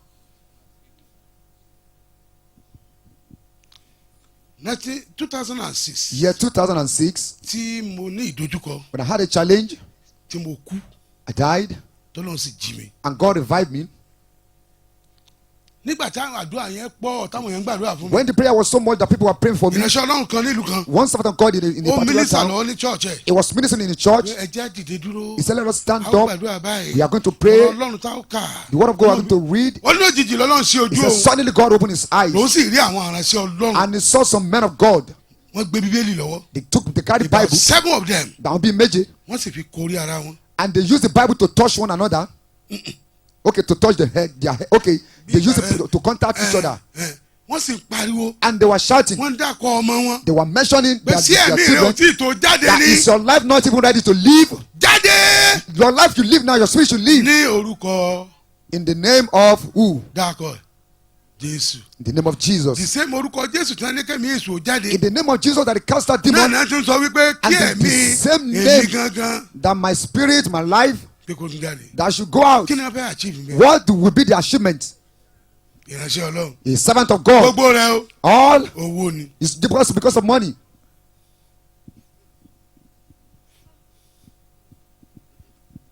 Láyé ìgbà kan. In some times Tó bá ago, kọjá lọ níbì kan. if you are passing by in the Tílẹ̀ place, bá ṣú. if the night falls, Chọ́ọ̀chì lọ́ọ́ kọrí sí. you will go to Ó church. sì lè wà ń bẹ̀ fún oṣù kan. You can be there for a month, Tó sì máa jẹun. and you'll be eating. Wọ́n à ní béèrè pé ta You bàbá want rẹ̀. to ask who is your father? Lọ́jọ́ kan mò ń lọ Báṣítà. One day I was going to Mo Bashita. wà ní University of Ibadan. I was in University of Ibadan Mo wà then. lọ Báṣítà. I was going to Bashita. Ẹ gbọ́dọ̀ gbọ́n tí mò ń wá lọ bẹ̀. You must not hear what I was looking for. Mo ń lọ kó records ni o. I was going there to pick records, Ta fẹ́ fi ṣe party. That want to use for party. Èmi mo wà in charge records. but I was the one in charge of records. Ti bá ṣe káwọn obìnrin And wá now we are party going to mi. gather girls to the party. Ẹ tí ó kó ọtí ọ̀tọ̀ ní tèmi ní records. My own function is to gather records and gather girls. Mo wá lọ Báṣítà. I went to Bashita. Owó tí mo mú lọ́wọ́ The morning I was having on me, lọ́ba tán lójú ọ̀nà. and finished on the road, Ó on the kú way. bí ṣe wọkọ̀. And the land left, I am going to board the car. Mo tọrọ owó lójú títí I was títí. begging on the road. Mo sáré àwọn mọ́tò tán ti ń kọjá lọ. Wọ́n I ṣàgbé mi saw dé some Jẹ́bà. vehicles. They took me to Jeba. They gave me right to Jeba. Nígbà mo dé Jẹ́bà. When I got to Jeba, Lọ́wọ́ kú bí wọ́n ṣe rí ọkọ̀ ilẹ̀ ti ṣú. now left from here, I'm going to see a car, Mo wá lọ and sí the day has hotel. fallen, and I went to an hotel Tí wọ́n ti ń ṣe pàtí tán ti ń lùlù. where they are holding Bá join party. wọn. I joined them. Mo jókòó. I sat Mo down. ra àgọ́ bí àyẹ̀yọ kan. I bought one Náà beer. mo fún bí wákàtí mẹ́rin. I drank it for like 4 hours. Nígbà tí ilẹ̀ fi tútù títí tí wọ́n palẹ̀ hòtẹ́ẹ̀lì. When they finished and they closed the hotel, Náà bá ní ẹ̀yin yòókù ẹ̀ jáde o. they said, please, the rest Mo of wá you rìn should go kiri out. ojú títì. I was now moving from the road, Láago one place to mẹ́kànlá another. òru. Around 11 o'clock in the Mo wá night, rántí ìgbà ni mo tán gbé a. and I remember Ọmọ that ìránṣẹ́ Ọlọ́run ni mí. I am a servant, I'm a child of a servant of Ọmọ God. sí èsì ni mí. I'm a son of Wọ́n CAC. wá sí èsì church I will look for one CAC church. Mo bá wọ sí èsì church And I kẹrẹ. enter one CAC church. Àlàáfíà fún I yín said, bí peace be unto you. Àlàáfíà ní àlàáfíà. They said, peace unto Ẹ you. jọ̀wọ́ o. Please. Àtẹ̀dẹ̀ làwa ti ń bọ̀. We are from Ede. We are coming from Orúkọ mi ni Ede. Fúnṣọ́ Àkàndé. My name is Sunsho Akonde. Ah, They now say, ọmọ oh, bàbá wa ẹ máa bọ̀. son of our father, come. Ẹ máa bọ̀. And they gather people, they call Àlejò people. ayọ̀ They said, we have a bàbá. good visitors now in our midst. Kí àwọn ti lọ gún yán. Very instantly, the thought pan it of was the deep and the yam Àti mọ́ọ̀tì tó tutù. and a very cold malt. nígbà ni ẹ wá gbàdúrà fún wa. They say come and pray for us, sir. mo gbé wọn díẹ̀ tí mo bọ́ lórúkọ The little one I know, I pray for them. Lùgbà. I shall receive mercy. mo wá wo aṣọ tí mo wọ̀. And I look at the clothes I put on, t-shirt tí mo wọ̀. the t-shirt I put on, jeans tí mo the wọ̀. jeans I put on, àti ìkọkúkọ tí mo ti kọ and even sáré. sort of things I've written on that jeans. láyé ìgbà yẹn gbọ́dọ̀ tó bá fẹ́ dẹ̀sà wọ́n gbọ́dọ̀ lo natty jeans. In those days, you must put on a Kọkọ natty sí. jeans, you write some natty I jeans. hate work. Mo kórìíra iṣẹ́. I'm stupid. I hate school. Mo I kórìíra hate ilé exam. ìwé. Mo kórìíra ìdánwò. gbogbo ẹ̀ là ń kọ síbí. Write all those things in our trousers then. Jesus is the answer. Just ní ìdáhùn. What is the question? Kí ni ìbéèrè? gbogbo kókó tá a kọ All sára. those nonsense you are going to write. aṣọ tí mo wọ̀ I bá said tí mò the ń kind wí mu of o. clothes I put on is not, Lẹ́nu it's not ìkẹ́ ibẹ̀ corresponding with what I'm mo saying. On the church, I slept tún fún mi overnight. lówó. They even gave me money. kò lè ṣe ìmọ̀ ní ìsìn o. In these days now, this kind of things cannot happen. ìfẹ́ yẹn ò sí mọ́ o. The love is no more. abájọ tó jẹ́ wípé. No wonder. àwọn èèyàn wa ìpẹ́ púpọ̀ nínú àdúrà kádùá ò tó gbà. Our people don't stay long before the prayer get answered. ní ìsìn a gbàdúrà But in this our dispensation, we Torí pray and pé pray because ẹnì kìíní the first person, ẹnìkejì, the second person, ẹ̀yin mẹ́jọ tẹ́ ẹ kóra yín jọ. 8 people that gather together, ọkàn yín ò your mind, your papọ̀. heart is not the same. ìjọ ni ó ṣubú. When is it going to fall? ìjọ ni ó ṣubú. When will it fall? a ní ẹ gbàdúrà. They say pray. ọlọ́run jẹ́ kó mọ̀ pé mo ju òun lọ. Lord, let this person know that I senior him and superior to him. téèyàn bá kú òṣọ́ọ̀sì rẹ. If someone leave your church àdúrà kọ́ ọmọ rẹ̀ ò kú. and you be praying that the child of that person should die, kán lè mọ̀ pé so that they will know ọlọ́run pè mí. that God coming. wọ́n á ní sẹ́yìn rí nísìn. They say, now, can you just see? kì bá tí ọmọ rẹ̀ bá ti kú o. His child wouldn't have died. tí o bá kú òṣọ́ọ̀sì. I didn't not leave my church. a ní chọ́ọ̀chì mi. He said, my church. ìwọ ní ṣọ́ọ̀ṣì. Do you have church? nonsense. ṣé àdìde dúró. Let us stand up. bàbá wa wọ́n béèrè lọ́wọ́ mi pé Our father was asking me. kí la fẹ́ ṣe lórí nǹkan báyìí. He said, what do you want to do Mo ní concerning solution this o. man? I said, I don't think we have solution. torí problem ni pé Because the problem is, ọ̀pọ̀lọpọ̀ àwọn àránṣẹ́ a ọlọ́run lot of we servants of God, àdì àtúnbí. we are not born again. that's the problem. Ìṣòro náà tó wà bẹ́ẹ̀ ni. ẹ tó born again ò ní ronú ibi sẹ́lòmí. A person that is born again will never think of evil towards the other person. ẹ̀bùn lẹ́lòmí ń lò. Some people are just using gifts. wọ́n mú ọkùnrin kan wá police station ní kan. They brought a man to one police station. ìránṣẹ́ ọlọ́run náà ni wọ́n He's pè. a servant of God. ó gba owó lọ́wọ́ àwọn àjọ kan. He collected money from one church. ó fẹ́ ṣèṣọ́jú ọjọ́ méje. He wanted to hold a revival for 7 Ọjọ́ days. kan. One day, 300,000. 300,000 per day. so 300,000 times 7. So 300,000 times 7. wọ́n wá bẹ̀ títí títí. And now beg him and appeal to sí him 150,000. for him to take 150,000. PA rẹ̀ His PA, òun náà fi 50,000 kún. he even added 50,000 to ó that jẹ́ money, 200,000 times 7. making 200,000 times 7. ní ọ̀bá lọ And he refused to go to the revival. He did not. He did not. kò attend. I did not attend the program. làwọn people church yẹn bá lọ arrest ẹ̀. And the church arrested him wọ́n wá gbé wá sí SIB. and they brought him to SIB. ní wọ́n bẹ̀ sí sọ àwọn ọmọ kéékèèké sọ̀rọ̀ Just sí. little police, they started pé talking tá a to bá him. kọ́ cup sí They lọ́wọ́ said, if ní you ìsìn. put handcuff in your hand now, ẹ̀ẹ́dẹ̀ sọ wọ́n á kọ́ cup sí ìrànṣẹ́ and they will be saying we handcuff a man of God, ọ̀dẹ̀ ní mọ̀ pé babaláwo la kọ́ cup and sí. they will not know that we handcuff a native pé doctor. tírú yín bá wá wàásù ṣé mi ì lè dá And inú now, sá. if this person, you the kind of person I wish preach to me, can I answer you? kí ló burú nù tó ń ṣe. He said, what, is there anything bad in what I'm doing? wọ́n ló ń gbé ìwo sọ́wọ́. They said you put hypnotizer in his mouth. ìwo Okay, a horn ìwo Horn. òfin sọ̀rọ̀ that you used to speak. pé òun lo àbọ̀sẹ̀. That is using a Kí ló charm. burú nù ẹ̀? Is there anything bad in it? ṣebí Samuel ń jọ sí. After all, Samuel in those days, nígbà tó fẹ́ lọ fi Sọ́ọ̀lù in the jọba. Bible when he want to go and make Saul, ìwo ló lò. he used on ìránṣẹ́ ọlọ́run nù. a servant of God. ìtàn pé ìránṣẹ́ ọlọ́run ní That's why we call servant of God. problem wa nìyẹn o. That is our problem.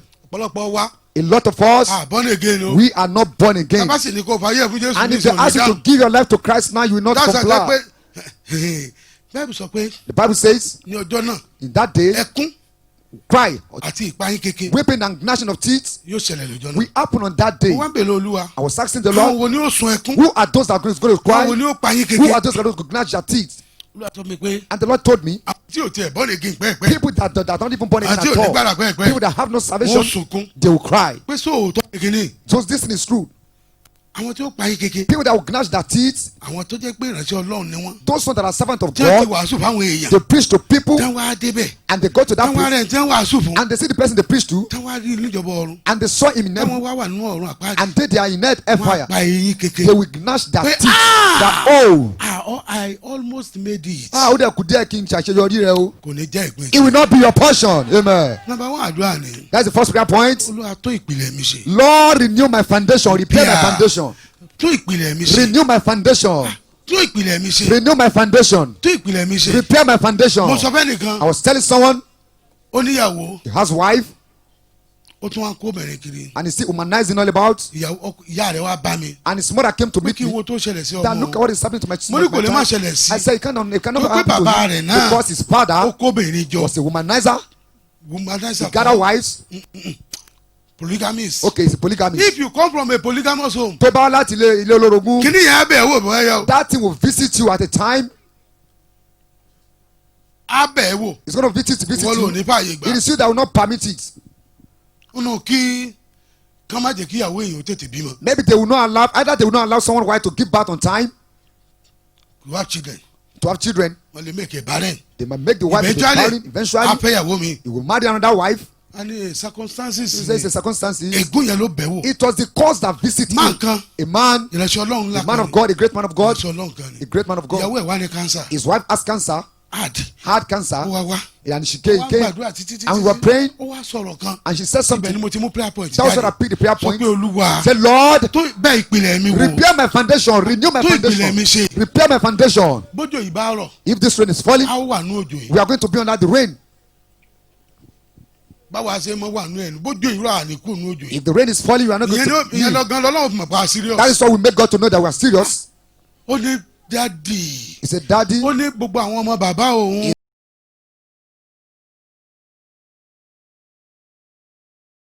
say all the children of his ìyàwó father, mẹ́ta. his 3 ìyàwó wives, mẹ́rin. 4 wives, ó lóun á pinnu pé said decided ìyàwó kan lòun ò ní. that he's going to marry just ó ní one ní wife. ìsìn That now, tíyàwó ń bá wa kú. if his wife òun died, á wá fẹ́ ìyàwó mi. he will now marry ó another ní- ó wife. ní ìpinnu èṣù sì wá He ṣe. said, and the decision Ẹ of sọ devil came to f'Olúwa, pass. Tell the Lord, bẹ̀ ìpìlẹ̀ mi wò. Lord, visit my foundation. bá mi ṣẹ́gun ègún ìpìlẹ̀. Conquer the household of ẹ sọ́dọ̀dúrà covenant. sọ́dọ̀dúrà sọ́dọ̀dúrà foundational course. Lord, conquer the foundational cause. èyí tó lè má. ọ̀rọ̀ ṣe Do you ọlọ́run. know what's finished? Most man of God, servant of John God. chapter 1 verse 6. John chapter 1 verse 6. ó ní ọkùnrin kan wà He said there's a man tó wá láti ọ̀run wá that came from heaven. orúkọ rẹ̀ Jọ́nù. His name is John. ó ní ọkùnrin ni That is a man. èèyàn ni. It's a man. ó It's ní a there man. was a man There was a man who came from heaven tó wá láti ọ̀run. whose name was John. Torúkọ rẹ̀ ń jẹ́ John. kó tó jẹ́ ìránṣẹ́ ọlọ́run Before he can become a man of God, a servant of God, ó ti kọ́kọ́ jẹ́ ènìyàn. that means he was a man. ṣé gbogbo wa pátápátá Every one of us, àwọn tó ń cancel. people that you are cancelling, pé ó ẹ má ṣe báyìí. that don't do this. nígbà míì At times, ohun tó ń cancel èèyàn lórí ẹ̀ what yẹn you are cancelling on ó ń ṣẹlẹ̀ ní ayé tiẹ̀ náà. is happening in your life likewise. ṣùgbọ́n ta aláwàá sọ fún. But who are we going to report to? bíbélì sọ pé The Bible says, ó ní ẹ máa sọ àìṣedéédé ara yín fún ara it yín. said, tell your other person your weakness. ta aláwàá sọ fún. Who can we report our weakness tí to? ò ní fi àṣẹ yẹn. That will not mock us. ọ̀pọ̀lọpọ̀ yóò máa rún mọ́ra. And a lot of people now, they will just be You are struggling with not it. They will not be, títí tó kún èborí till the èèyàn. battle will prevail over that ìròyìn person. rẹ̀ téèyàn ó sọ fún. And you don't have nobody to report to. mẹ́ńtọ̀ táwọn pariwo mẹ́ńtọ̀ The ní mentor we are talking about, ta ni mẹ́ńtọ̀ téèyàn ó lọ bá tí Who- ò ní tọ̀mẹ́ǹtì who èèyàn. is the mentor that want to go and meet and will not torment someone? nígbà kan olúwa sọ fún mi One day the Lord told me, olúwa dákọ ẹnìkan the Lord mentioned ó someone's dákọ name. ìjọ kan He mentioned the church. ó ní tí mo bá fẹ́ pẹ́ láyé He said, if you want to live long, mi gbọ́dọ̀ sọ̀dà mẹ́wàá síbẹ̀. you must not pay. I must not pay my tithe to that church. olúwa sọ fún mi The Lord told me, mo sì ṣàìgbọràn and I disobeyed. mo sọ̀dà mẹ́wàá bẹ́ẹ̀ njọ́ kan I paid my tithe to that place one day, mo bá kẹ́ sùn and I slept. mo dẹ̀ rí tí àwọn ìjọ yẹn wá And I saw that the church came. wọ́n gbé pósí kan tó fáìn They brought a very fine coffin, wọ́n sì mú ọ̀tá mi lọ síbi símẹ́tírì. and they took my enemy to wọ́n ní cemetery. ẹ̀bùn táwọn mú wá fún ọ̀tá mi They ni said, look at the gift they brought from my enemy, nítorí pé mo sọ̀dà mẹ́wàá sọ́dọ̀ because I pay my tithe to their church, àsìgbọ́dọ̀ sọ̀dà mẹ́wàá and we must pay tithe. bòlá àṣọ títí ò Then ní where are we dogun going to pay to that will not become bòlá bad? àṣọ títí ò ní dogun Where are we going to pay to where is going to go a nílò become bad? olùwàdámọ̀ràn We need an advisor. ní ọjọ́ kan One èmi day, àtọ̀rẹ́ mi kan jọ ń bọ̀ I láti and one of my Èkó friends were coming from Lagos. àwa ń bọ̀ Adébàdàn We got to Ibadan. àwa ń gba ọ̀nà Ìwó ìbò We were taking the route of ọ̀nà Ìwó. Ìwó bọ̀ la bá dé ibì kan And we got to a place, wọ́n ń tẹ ẹmu funfun mẹ́ they were selling white palm wine àtẹ̀ràn gbẹ́ and bushmeat. làwọn èèyàn jókòó ní páàkì mọ́tò And people sat down, they parked their vehicle. lójijì All of a sudden, ni mo rántí ọjọ́ and I remember in those days, mo ní ẹmu funfun rèé I said, this is palm wine. mo bá sọ fọ́ọ̀rẹ́ mi I told my mo ní friend, bí ẹ̀ ń gbé ká páàkì I báyìí said, just as if you just kí ni park sì mú kọ́ọ̀pù kan and we just take a ó ní cup. ṣe náà He bẹ́ẹ̀ said that he's feeling the same thing. ṣé rí ẹ̀ṣẹ̀ àgbèrè Sin of adultery, ìmùtí drinking, tó o bá ti lè dán wò once you taste it, you have started what you cannot finish. ó ti bẹ̀rẹ̀ nǹkan tó ò lè parí o. ṣe rí kò sẹ́ni tó ń ṣubú lójijì o. there is nobody that will fall all of a sudden. no yóò máa wá díẹ̀ díẹ̀. it will be coming gradually. ṣùgbọ́n tó o bá rẹ́ni jẹ́wọ́ fún. but if you don't have anybody to report or kí ni confess báyìí to mi báyìí. that this thing is happening to me, kó náà jàjà gbàdúrà o. and the person should tell you, let us pray, òun yóò sì borí ẹ̀. and the battle will prevail over that other person. ọ̀pọ̀lọpọ̀ ọ̀ránṣẹ́ Ọlọ́run A lot of servants of God, ló ń la nǹkan burúkú they kọjá. are passing through some difficulties. ọ̀pọ̀lọpọ̀ ìyàwó ọ̀ránṣẹ́ Ọlọ́run. Some men of God, wife of minister of ìyàwó God, ọ̀ránṣẹ́ Ọlọ́run mi àwa bá mi. some word of God, men of God, word of God will come to meet me. a ní ọkọ òun ò lè grind ohun dáadáa. She will say her husband cannot grind her properly. láì ata ní. Are you a pepper? ẹ sáà tún mọ̀ túmọ̀ rẹ̀. Do you know the meaning? àjíǹrere mi ń gbọ́dọ̀ I'm an sọ́dọ̀ fún mi. evangelist. I must not say something that is not. màá ní ọlọ́ báyàwó mi. I would say, go and meet my wife. kì í ṣe mi lọ́sọ̀ yín o. You must not tell me that one. torí ń gbọ̀ bá wá lónìí. Because if you come today, tó wá lọ́la. she come ó tomorrow, sọ pé you can't help me please help me. and say, hey, let me ràn mí lọ́wọ́. ẹ máa rẹ́ rìn.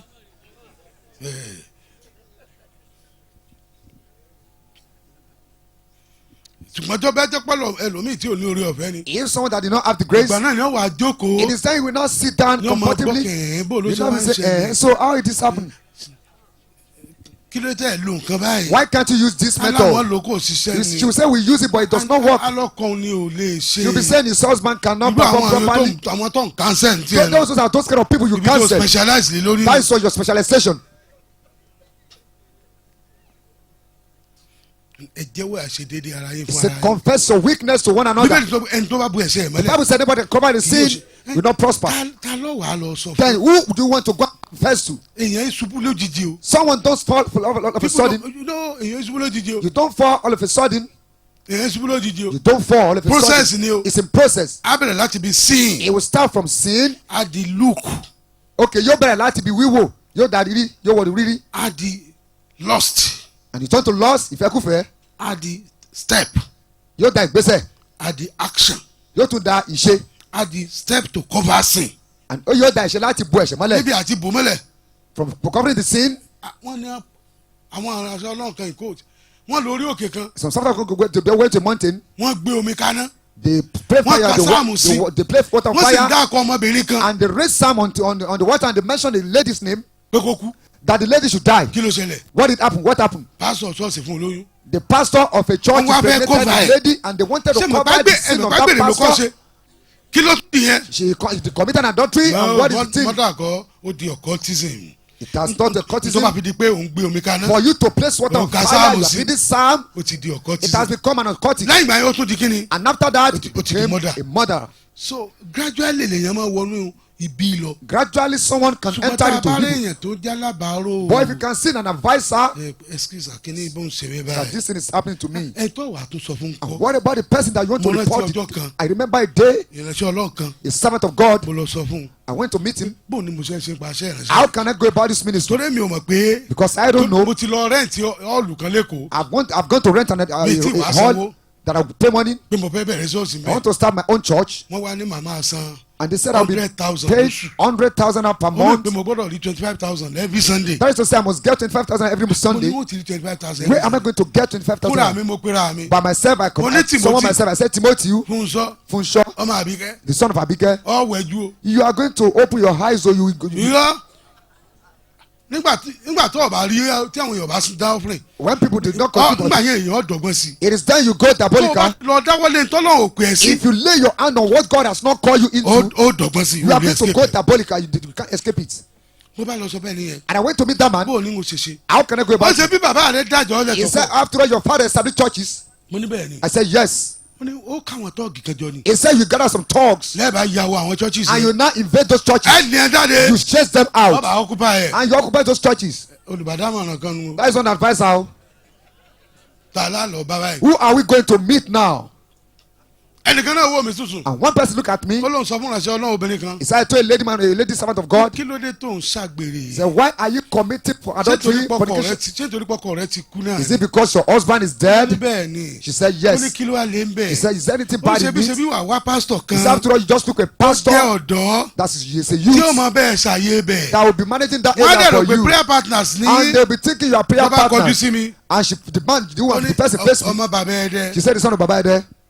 àbí tí mo bá organize irú ẹni yẹn fún ẹ. Or if I organize that kind of person tó for you, dẹ̀ ra 505 fún ẹ. and she buy you 500, wọ́n á dẹ̀ rò pé sẹ́ni sẹ́ni lẹ́jọ́ and ń they'll be ṣe. thinking you are doing the work of ministry together. mo boldness ẹ kàn dìde inú mi. The boldness just arose within me. do you think is everything you tell me that I will do. Ó rò pé gbogbo tó bá sọ fún mi ni màá ṣe. nígbà yẹn sì nìyí. And then ni mo máa ń fi ẹsẹ̀ rìn. I walk without. níjọ́ kan mo ti fi ẹsẹ̀ rìn láti Shina Peters. One day I trekked from Shina Peters títí dé Amjẹ. to Amjay títí dé Kaso. to Castle. owó mo ń wá kiri I o. was looking for money. mo lọ ṣe program lérí ìdíìmù kan. I went for a program. wọ́n máa ń pè mí lẹ́ẹ̀kan lọ́sẹ̀. They will invite me Jọba ti once pè in a mí week. báwọn. Once I'm wọ́n á fún invited, mi 500 they will naira. give me 500 naira. inú mi ọmọ I'll be dùn. so mo máa ń happy. retí àsìkò yẹn ni o. I will always wait tẹ́mi for náà máa that time. bẹ́ láì. I will be jumping mo bá mínísítà tán sọ́ọ̀sì. after the ministration that day. àwọn mo bá pásítọ̀ bá bá mi. And the pastor came to me. dádì ò They fún said, wa ní Daddy, instruction. They said that he did not give us instruction pé ká fún yín ní nǹkan kan. that we should give you anything. Ah!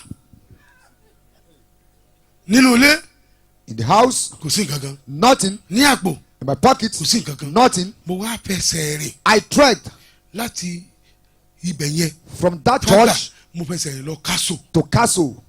Kaso bus stop. Castle bus stop, Alágbàdo. Alagbado. ẹni tí mo wá lọ wọ̀n tó bá. And the person I was even looking for, I did not meet him. mo tún rìn lọ síbi toll gate. I trekked down to toll gate.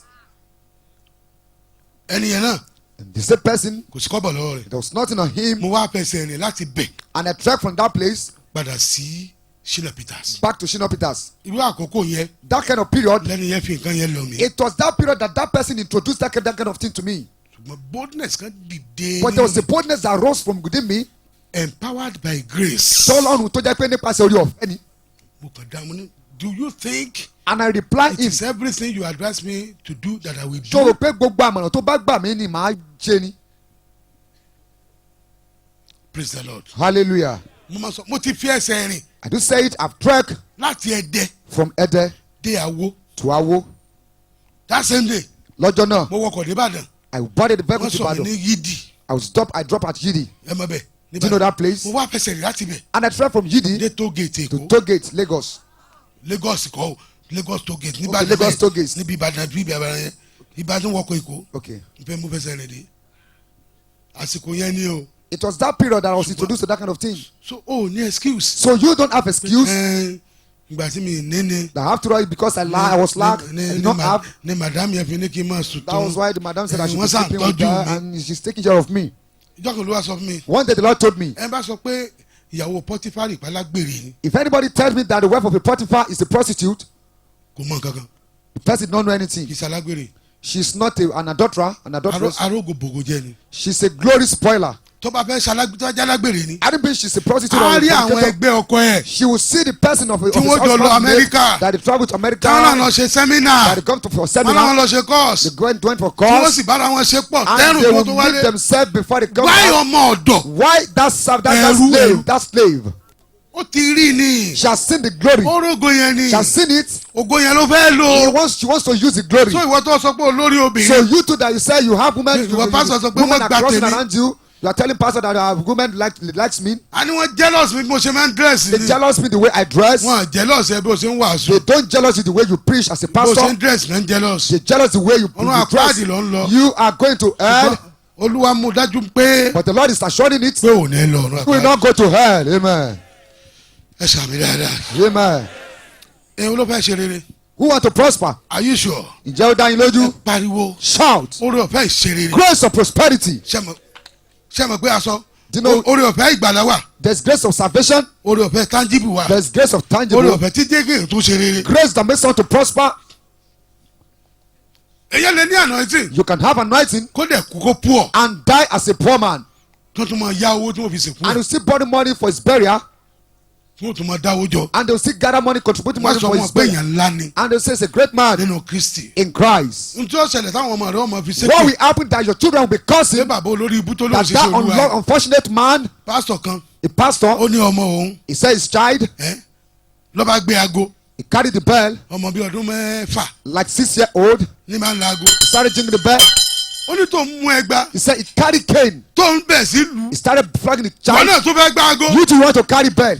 ohun tí mo ṣe tí ò pé mi. What I carried, I did Wọ́n not náà fẹ́ laago. promise me. You too want to be ó jingling lóun bá bell. lọ já ọsàn. And he carried, Orange. went to pick the pluck orange. ó lóun máa fi lé lọ. And he gave it to him. ó lè gbá bọ́ọ̀lù. Got to play football. bọ̀ bọ̀ bọ̀ Ball. bọ̀ bọ̀ bọ̀. ìwọ náà ń gbá aago. You too, you are carrying bell. iṣẹ́ yóò pè mí. orí ọ̀fẹ́ ṣe rere. You are supposed to prosper. ọlọ́run dàlú mi. No point of ẹ sọ dàdúrà. prayer.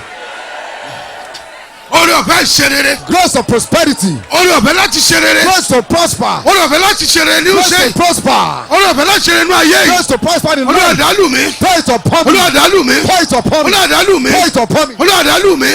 olúwa dàlú mi. olúwa dàlú mi. Pour it olúwa dàlú upon mi. me. Pour it olúwa dàlú upon me. mi. Pour it upon ní me. orúkọ Jésù olúwa wa. Amen. àmín. Amen. mi ìgbàgbé prayer point I did yẹn. not forget that prayer point. yan olùbádámọ̀ràn fún mi. Appoint an advisor for me. obìnrin kan A woman, illiterate ni she's an illiterate, bet ìránṣẹ́ ọlọ́run ni. but she's a servant of God. ó lẹ́bùn. She's gifted, bẹ́ẹ̀ bó ṣe jẹ́ illiterate tó but yẹ. as she's an illiterate, ẹ̀bùn rẹ̀ her gifts ó máa attract àwọn èèyàn ńláńlá will wá sóde. attract great people to her. ó wá ní bàbá kan ní olúwa. And she has a father in the Lord. ó wá lọ mú ọ̀kan nínú àwọn ọmọ tọ́lọ́ ń lò fún. She carried one of the people that God used for her. ó wá mú lọ́dọ̀ bàbá yẹn. And she took the person to that man. He irú said, àwọn Daddy, tọ́lọ́ ń lò fún mi. he said, this kind of people that God is using for mo me, fẹ́ kẹ́ ẹ bá ń gbàdúrà I fún. want you to pray for him. bàbá yẹn bá ní ó dáa bẹ́ẹ̀. And the father in the Lord said, it's good. olórin ẹ̀ lọ sí London. He's the one that sent it to ó ní London. bẹ́ẹ̀ ni. She said, yes. ló bá ní jáde. She said, go out. ó bá ní kọ́ ọmọbìnrin ẹ tó mú wá ó jókòó. And the man of God asked the person that brought they brought to his place to sit down. irú àwa báyìí. The man of God said, the people like us, ní ayé ti lè gba ẹ̀bùn rẹ̀. that is where your gift can be allowed a chance. irú ọ̀dọ́ ẹ mọ̀ mi yẹn. That kind of my child. ìjọ mélòó ló ní. How many churches did the share? ìjọ owó pé báyìí náà ló Just ní. small church, irú ọ̀dọ́ wa báyìí. but place like us, ṣe ọmọ yẹn olówó that man is rich, ṣùgbọ́n aláìgbàgbọ́ ni. but he's an unbeliever. kò born again. He's not born again. so má retí nǹkan rere lọ́dọ̀ born again. So don't expect anything good from born ó kàn again. wo bàbá yẹn ni. You don't look at that man. ó ṣe bẹ́ẹ̀ ni ṣe bí mọ́mí sọ pé ẹ̀yin ni bàbá àwọn. He said, but that woman said, you are his father, lè wá sọ mí kan báyìí. and you are telling me this kind of thing. ó kàn jáde ó kàn jáàmù lẹ̀kùn. And the man went out as Ó bá lọ he bá jammed màmá the door. yẹn. And the man Ó went to lẹ́ ẹ̀ tí ì ní that bàbá o. man. He said, man, you don't have father. Oh. ìkàlẹ̀ ẹni ẹ̀ tí ì ní bàbá o. You have a wicked person. You have Only not got teach of a me, father. teach of me. Look at what she's telling me. He's telling me ẹlòmíì wà there are some people, tó pè ń bàbá. you call them your father. tó bá ìbá ẹ̀sẹ̀ ṣáájú ọdún If you òjò rẹ. invite them to your gbogbo àwọn olóore ìjọ rẹ ni ó pè all lọ the fún pátá. benefactors in your church, they will pack them away. listen to me. Ẹ fetí sí mi. if you invite me to your church. Tó bá pè mí wá sínú ìjọ rẹ. and I begin to distribute my call cards. Tó sì mú wọn fi káàdì mi fáwọn èèyàn. don't invite me again. Má pè mí mọ́. I'm not your father. Mi ò ń ṣe bàbá rẹ. That's not your father. Ìbàbá kọ́ nìyẹn. if you invite me to a church. Tó bá fi ìwé pè mí wá sí ìjọ rẹ. and I begin to address you. Tí mo sì máa ń bá ọ sọ̀rọ̀. ẹ wo ọmọ yìí. Just look at this boy. ọmọ mi yìí. Is this my child? ìgbà tó máa bẹ̀rẹ̀. When it's about to start, àwọn àdúrà tí mo gbà fún náà ló ń this is the kind of prayer I pray for him. Invite me, He's using. Don't invite me again if I Ó say fẹ́- that thing. ẹni yẹn fẹ́ jára nkẹ́. That person want to reduce your rank.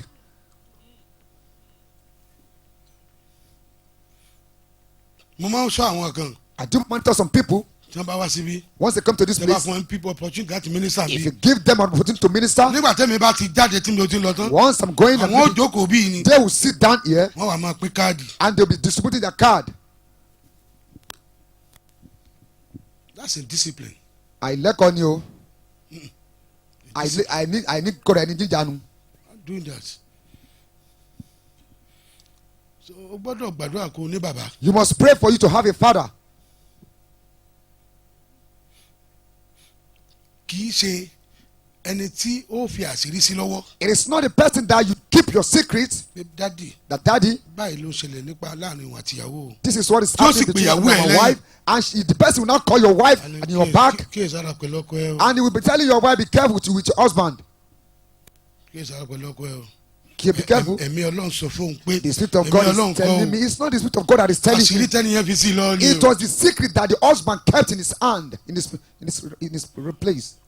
obìnrin kan kọ́lé A woman was building a house kò wá sọ fọ́kọ ẹ̀ and she did not tell her tó ń husband lú èèyàn tọkọ ẹ̀ jẹ́ the kind of person her husband ó wá is. sọ fún bàbá ẹ̀ ní Olúwa And she came to tell her father in the Lord, àdúrà yín gbà lórí mi o your prayer is answered mo over ti me. parí ilé yẹn o I finished that building. ṣe ló yẹ kí màá yín sọ fún un pé That man should have told kó lọ her gbàdúrà that she go and pray kó lọ́n fi ọkàn ọkọ ẹ̀ lé lọ́wọ́ that God should hand Okay. over the soul or the heart of her husband to her, kó lè lọ sọ fọ́kọ ẹ̀. so that she'll be able to go Ó and wá tell her pe ọkọ ẹ̀ husband. lẹ́yìn. That man of God now invited the husband behind the woman at the back, ẹ̀mí Ọlọ́run sọ fún un pé and the man was telling the husband that Spirit of God told me ìyàwó ẹ̀ ti ń kọ́lé o that your wife is building a house. ìgbà tọkùnrin délé And when the man get home ló bá dìjà and it became a quarrel wọ́n bá fẹ́ sí gan ara wọn and they started beating each other, ibẹ̀ ló ti sọ pé that was where he bí said, bàbá rẹ̀ ní Olúwa náà ló sọ fún is it un not your father in the Lord that told me? sáà pé tó bá yá wọn parí ìjà Later they will finish the quarrel.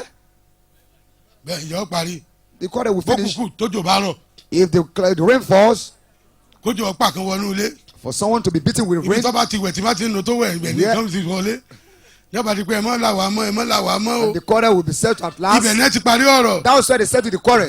dádì sọ fún So ẹ it was daddy that told you ọkàn tíjọ́ kejì ni the second day, nàbà bá dádì sọ́ọ̀sì and they came to meet daddy in the church. àgbàyà ni You are very, sẹ́yìn ṣé wòlíì lẹ́yìn and you báyìí do call yourself a prophet. ẹ̀yin dalérú You yìí are good for nothing.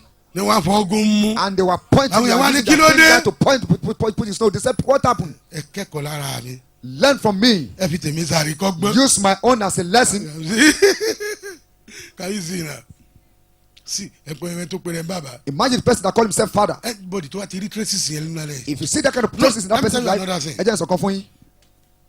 tó bá lọ fún yàn ní ìdá mẹ́wàá If you go to give a tithe to a man of God, 100,000 100,000, tó wá dijọ́ kẹta and the third day, tó wá sọ fún ọ pé and he tells you that àwọn fẹ́ kan ṣọ́ọ̀ṣì they want to roof their church, his church, àwọn ní di 500,000 and we are in need of 500,000 naira. má sì dá mẹ́wàá fún wọn Don't pay tithe to him again. ó lé ní He's a thief. tó o bá lè rí san If you can't pay the tithe, tó o bá lè rí owó yẹn fún if you can't give the money, abẹ́rẹ́ àdúrà òdì he will start to pray a negative prayer or contrary prayer over you. talking to you from experience Mo ń bá yín sọ̀rọ̀ láti ní ìrírí. oh please is send am follow me sha Is anybody following me? please tell me if I'm telling lies Ẹ sọ fún mi tó bá ń parọ́. ẹnìkan Someone, ó wá bá mi he came to ó me, lé láyé o he said never in his ó life sàrà mẹ́wàá mọ́ I will not pay tithe kí again. ló dé I said, what is the problem? ó lọ rẹ̀ ń tímọ́tímọ́ ó ló He kú said last his week close friend died last week. kí ló pa What killed him? ó ló lọ sàrà mẹ́wàá fún bàbá rẹ̀ He ní said he Olúwa. went to pay tithe to his father in the Lord. bóyá bíi 200,000 Maybe like 200,000 naira.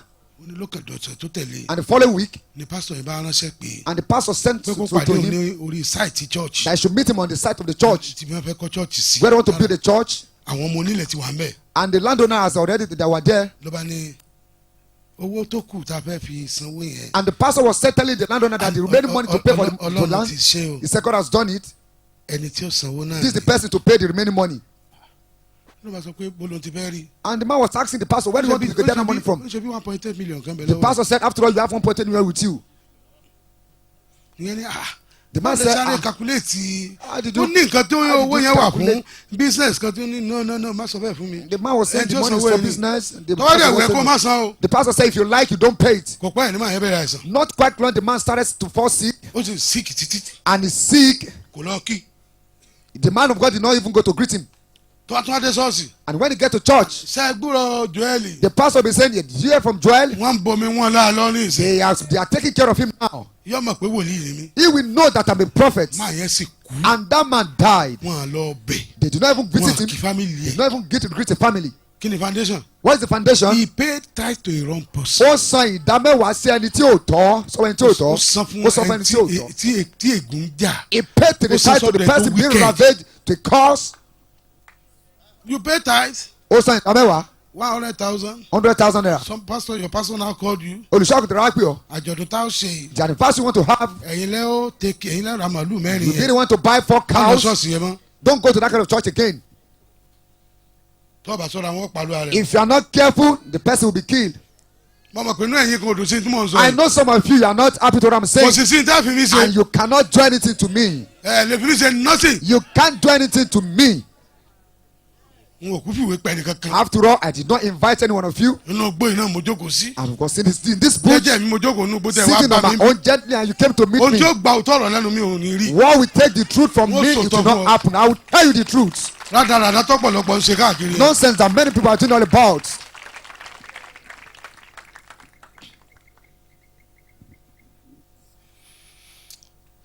wọn náà gbàdúrà You to pray kọ́lọ́n fún ẹ ní olùbádámọ̀ràn tó that tọ́. God should give you an advisor, kọ́lọ́n fún ẹ ní alájọsọpọ̀ tó tọ́. that person that you can relate with, ẹ tó lè sọ̀rọ̀ ara rẹ the fún. person that you can report your case to. pé tí mò ń là kọjá That look at what I'm passing through. ó yẹ sọ́dàdúrà Turn it to prayer. lọ́kọ̀ Jésù. mi ní olùbádámọ̀ràn tó tọ́. Lord, give me a faithful advisor, alájọsọpọ̀ tó tọ́. the person that can report my case to, that we can ẹ tí ó relate lè matter sọ̀rọ̀ to, ara mi fún. that will be able to confess my case ẹ to, tí ó lè bá mi wí. the person that will be able to tí ó correct bá mi me, wí tí ò ní sí nínú lára. will be able to correct me without envy. ọlọ́run yàn tún mi. Lord, assign them to me, ló àyàn fún mi. apportion them ní to me, orúkọ Lord. Jésù Olúwa wa. Amen. àmín. Amen. aago mélòó ló lù. What's the time now? so 5 aago ìjọba ọ̀run ó sọ pé 10 minutes after 4. aago mélòó ló lù. kẹ́ni náà lọ ìjọba ọ̀run aago mélòó ló lù. ó dáa fún ọ jèrè. It shall be well with you. agbára tí ò ṣe é ṣẹ́ lórí. Power that can never be castrated. ọmọ ìgbé ìbò castrated tí wọ́n sọ dẹ́n tí ò lè ṣe.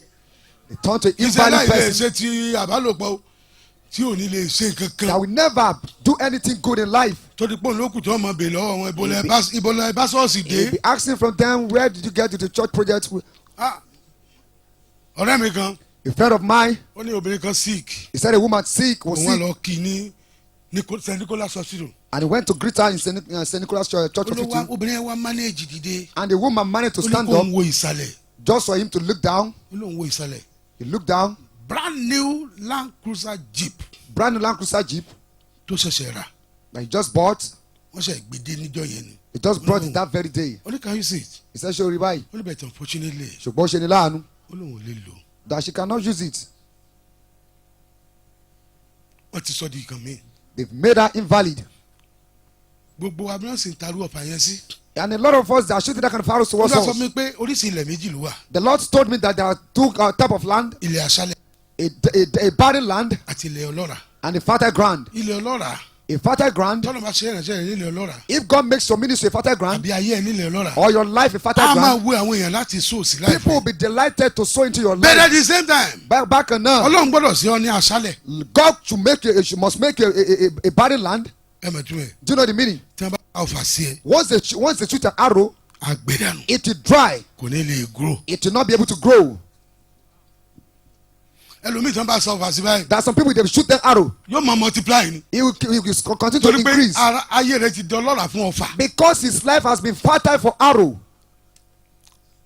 bó bá gbin àgbàdo sórí àpáta yìí If you plant a corn on this rock, tó bá manage láti hù díẹ̀ if kí ló you ṣe. manage to grow, it will wither. ẹ sọ fún ọlọ́run. Tell God, wọ̀mílágbára tí ò ṣe dá lóró. endow me a power that can never be castrated. wọ̀mílágbára tí ò ṣe ṣẹ́ lórí. Endow me the power that can never be castrated. ẹ gbọ́dọ̀ àdúrà Ah, lórúkọ Jésù. wọ̀mí ní agbára tí ò ṣe ṣẹ́ lórí. wọ̀mí ní agbára tí ò ṣe dá lóró. wọ̀mí ní agbára. wọ̀mí ní agbára Lord, endow me power. tí ò ṣe dá lóró. Power that nobody can harm. wọ̀mí ní agbára Endow me power. tí ò ṣe ṣẹ́ lórí. Power that can never be castrated. wọ̀mí ní agbára Endow me power. wọ̀mí ní agbára Lord, give me power. wọ̀mí ní agbára Lord, release your power. Wọ̀mí ní agbára. Release your power. wọ̀mí ní agbára Release your power. tí ò ṣe ṣẹ́ Power lórí. that can never be ọlọ́run castrated. ju àpòsílẹ̀ Lord of Kristi. apostle. wọ̀mí ní agbára Endow me wọ̀mí ní power. agbára wọ̀mí ní agbára wọ̀mí ní agbára wọ̀mí ní agbára rẹ wọ̀mí ní agbára rẹ wọ̀mí ní agbára rẹ wọ̀mí ní agbára rẹ wọ̀mí ní agbára rẹ ní orúkọ Jésù Olúwa wa. Amen. àmín àmín Amen. ẹ ṣàmì dáadáa. Amen. Olúwa jẹ́ kíṣẹ́ yìí ó pé mi. Lord, let this work profit me. àti wọ́n tó yẹ ṣe ìrìnsẹ̀ ọlọ́run. You that you are ṣé ṣé tó ń ṣe òye kó pé ọ. is what you are doing. Does it not Olúwa, supposed to jẹ́ kí iṣẹ́ pay yóò pé mi. Lord, let this work profit me. Let this yóò pé àwọn tó rán mi and sí. let the profit those that you send me to. jẹ́ kó sì pé ìwọ And ọlọ́run. let the profit to God. tó bá jèrè ọkàn lọ If you rẹ́rẹ́rẹ́ win souls, 1,000 ó gbé. 1,000 souls, adé ìyè ń bẹ́ńlẹ̀ fún ọlọ́run. there are crowns of life for you in heaven. láyé yìí kọ́. But on this side, kó tún parí ẹ̀kan tó tún máa náwó for kí you yáwó to káàkiri. finish and people are pouring money all about, kò dáa. it's not good. bẹ́ẹ̀ni gbogbo tí irinṣẹ́ tó ń yọ ọ lẹ́nu. Every weapon that is disturbing your life, ọkọ̀ àlòkù. a wretched car, ọkọ̀ tó fẹ́ gbàgbàlà lọ́wọ́ rẹ. that want to take salvation from you ojoojúmọ́ ilé mẹkáníìkì. every day to the mechanic workshop. mo sọ lórúkọ I olúwa declare the lónìí. name of the Lord ọlọ́run ó today. gbà yóò fi tuntun rọ́pò. Amen. God will replace it with new car. mo lọ wàásù ní chọ́ọ̀chì I kan. went to preach in a church. chọ́ọ̀chì yẹn wọ́n gba ṣé district ní ẹ gbà àbí pásítọ̀ sọjí kí ni ẹ gbà district àbí nǹkan. mo wá ní ẹ̀yin pásítọ̀ yín I said, your pastor ọ̀kadà ní ń gùn. is riding on the bike. nígbà tó jẹ́ pásítọ̀ ọ̀kadà ní ń gùn. After it's by nígbà a tó jẹ́ pastor, bàjẹ́lì ọ̀kadà ní ń when gùn. it was an evangelist was riding the bike, and he became a district mo ní láti superintendent. òní lọ. I said, from today, ọlọ́run gba musaku yẹn di I said, God is taking down responsibility from you. kó fún wọn mọ́tò. You give him a vehicle. mo ní ẹ wà ń bẹ̀ ó gbé mọ́tò wá o. And he came back with vehicle, with car. kò tiẹ̀ tí ìpẹ́ tá lọ́n tiẹ̀ tá a lọ bẹ̀. It's not even quite long that we went to that place. láti bí aago méjìlá tó ti jókòó From 12 o'clock, he has sat down. kò lọ o. He did not go. èèyàn bíi mẹ́ta ní àjọ wá méjì ní àjọ wá. Like two people, they wọ́n came náà wọ́n together. gbọ́dọ̀ rí i pé mo rí mọ́tò yẹn. He said, they must see that I see this car. èmi ò dẹ̀ sọ pẹ̀lú. I said, but I did not say with seriousness, oh. orí ọ̀fẹ́ àṣẹ ní jẹ́bi. Just his grace of authority. wọ́n tà wọ́n náà I lásìkò. will release authority to your life. mo ní mọ́tò kan jọ kan. I had a vehicle sometimes ago. mo ní jọ mo sùn jọ kan. I slept one day mo bá rí àwọn tí wọ́n ṣèpàdé. and I saw people holding meeting. wọ́n round table conference náà wà. They were in the table conference. ẹnìkan dúró bíi speaker of the One of house. them was standing as a speaker of the ó wá house. ní ẹ wo Fúnṣọ́ Àkàndé. He said, look at Funsho Akande. ẹ wo iléeṣẹ́ bàbá rẹ̀. Look at his father's company. ẹ wo ibi tó wà nígbà tó débẹ̀. Look at the position where when he get ẹ there, wo when he bí got there. iléeṣẹ́ yẹn ṣe rí nìsín. Look at that the meaning of the company nítorí is ìdí now. èyí In view of ó ní this, mo recommend I recommend ó nílò mọ́tò tuntun. it needs a new ó car. kàn gbé kíní tí wọ́n máa ń lò yẹn ni ó kàn gbà wọ́n tó gbáà. Take that in, he hit it Mo on the bá table, tají. and I woke up. Olúwa sọ mi pé àwọn ogun ọ̀run tí ń ṣèpàdé nù. And the Lord said to us that the host of heaven, they were holding a orí meeting. náà máa kọ pé ẹ̀yin ogun ọ̀rẹ́ ṣèpàdé nítorí wọ́n máa ń ṣèpàdé. If they hold meeting, if you are praying that kind of prayer, the wọ́n host ó of yẹ heaven, iṣẹ́ rẹ wò. they will check your work. so tí tó ni lo Are you up to it to have mọ́tò that? báyìí. Are you up to it to So have a tí tó vehicle? kọ́lé báyìí. Are you up to it to build house? ìjọ kejì The second day, lọ́mọ kan wá bá mi. and the person came to olólùwà ní kò ń me. bí mi léèrè. He said, the Lord said, I should ask you, ṣé sir, jeep mo fẹ́ ni do you need Jeep àbí Mercedes E-Class. or Mercedes E-Class? mo sọ̀rọ̀ I'm 2006. talking about 2006. mo kàn ń wo ni. I was just looking at olóò you. lè gbá mi o. I said, you cannot dupe me. olólùwà ló sọ bẹ́ẹ̀ He fún. said, it was God that told ó ti di this. ìkànnì mọ́jà sọ̀rọ̀ lórí ẹ̀ mọ́. It's become a story now. ṣùgbọ́n mọ́tò yẹn yọ mi lẹ́nu. But that vehicle troubled mọ́tò tí me. mo lò yọ mi lẹ́nu. The vehicle I was using troubled me. ìjọ kan mo kú òlékòó One day I left Lagos, ní aago mọ́kànlá àárọ̀ 11 o'clock in the morning. nípa orí ọ̀fẹ́ Ọlọ́run. By special grace of God, mo dé Ìbàdàn I arrived in Ibadan, 6:45. 7:15.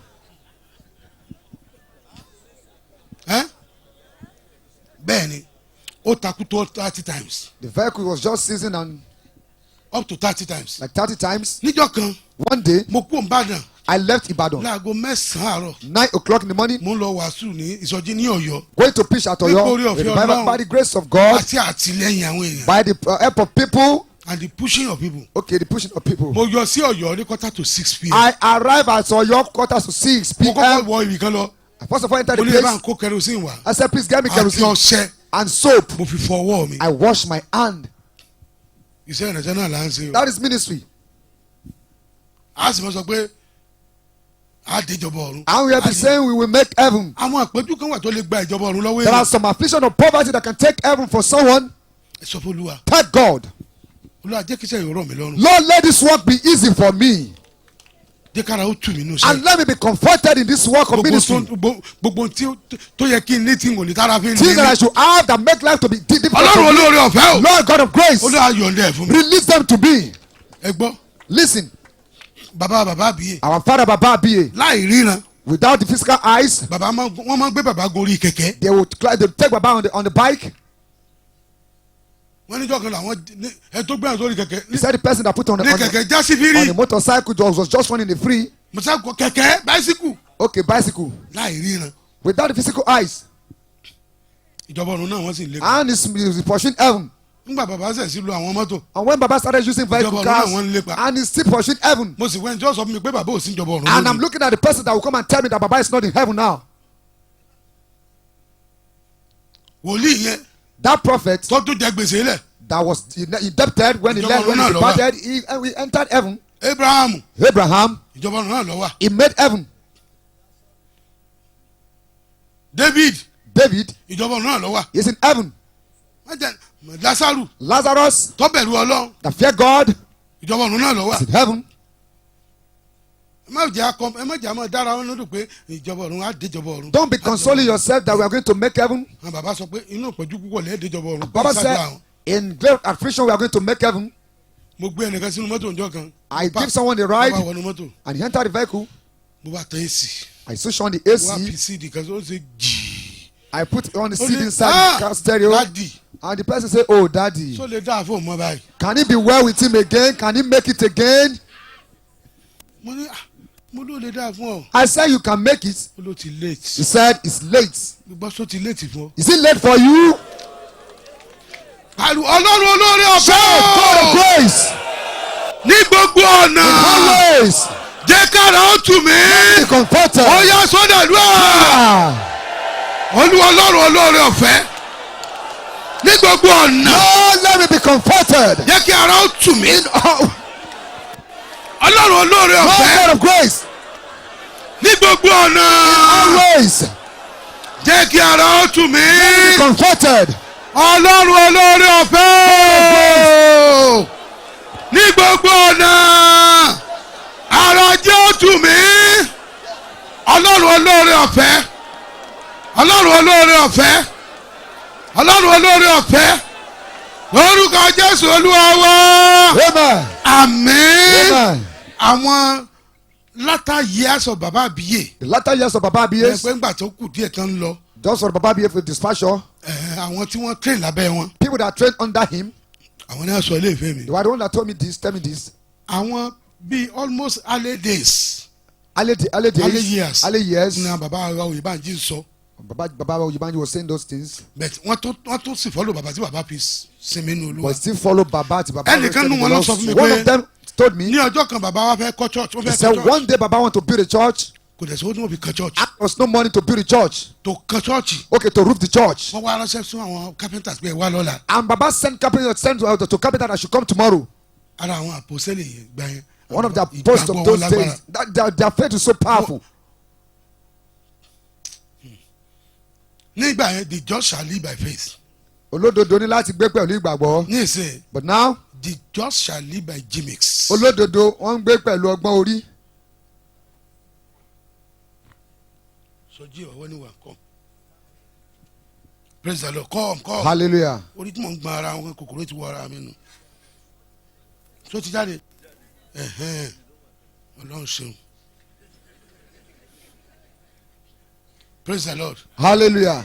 àwọn kankan wà tó gbọ́dọ̀ kí abútọ́ máa ń wàásù. There are some things you must be careful if you are preaching. tílẹ̀ bá ti ń yọ̀. Once the floor is being sleepy, yọ bàtà ẹsẹ̀ fẹsẹ̀ rìn. make sure you remove your slipper and your footwear, because if you fall from that kò sẹ́ni place, tí ó gbé ọ dìde. nobody will carry you. wọ́n á ní wọ́n ṣubú under anointing. They will say you fall under anointing. praise the Lord. Hallelujah. àwọn bàbá wa ní ìgbàgbọ́. Our fathers have faith in those days.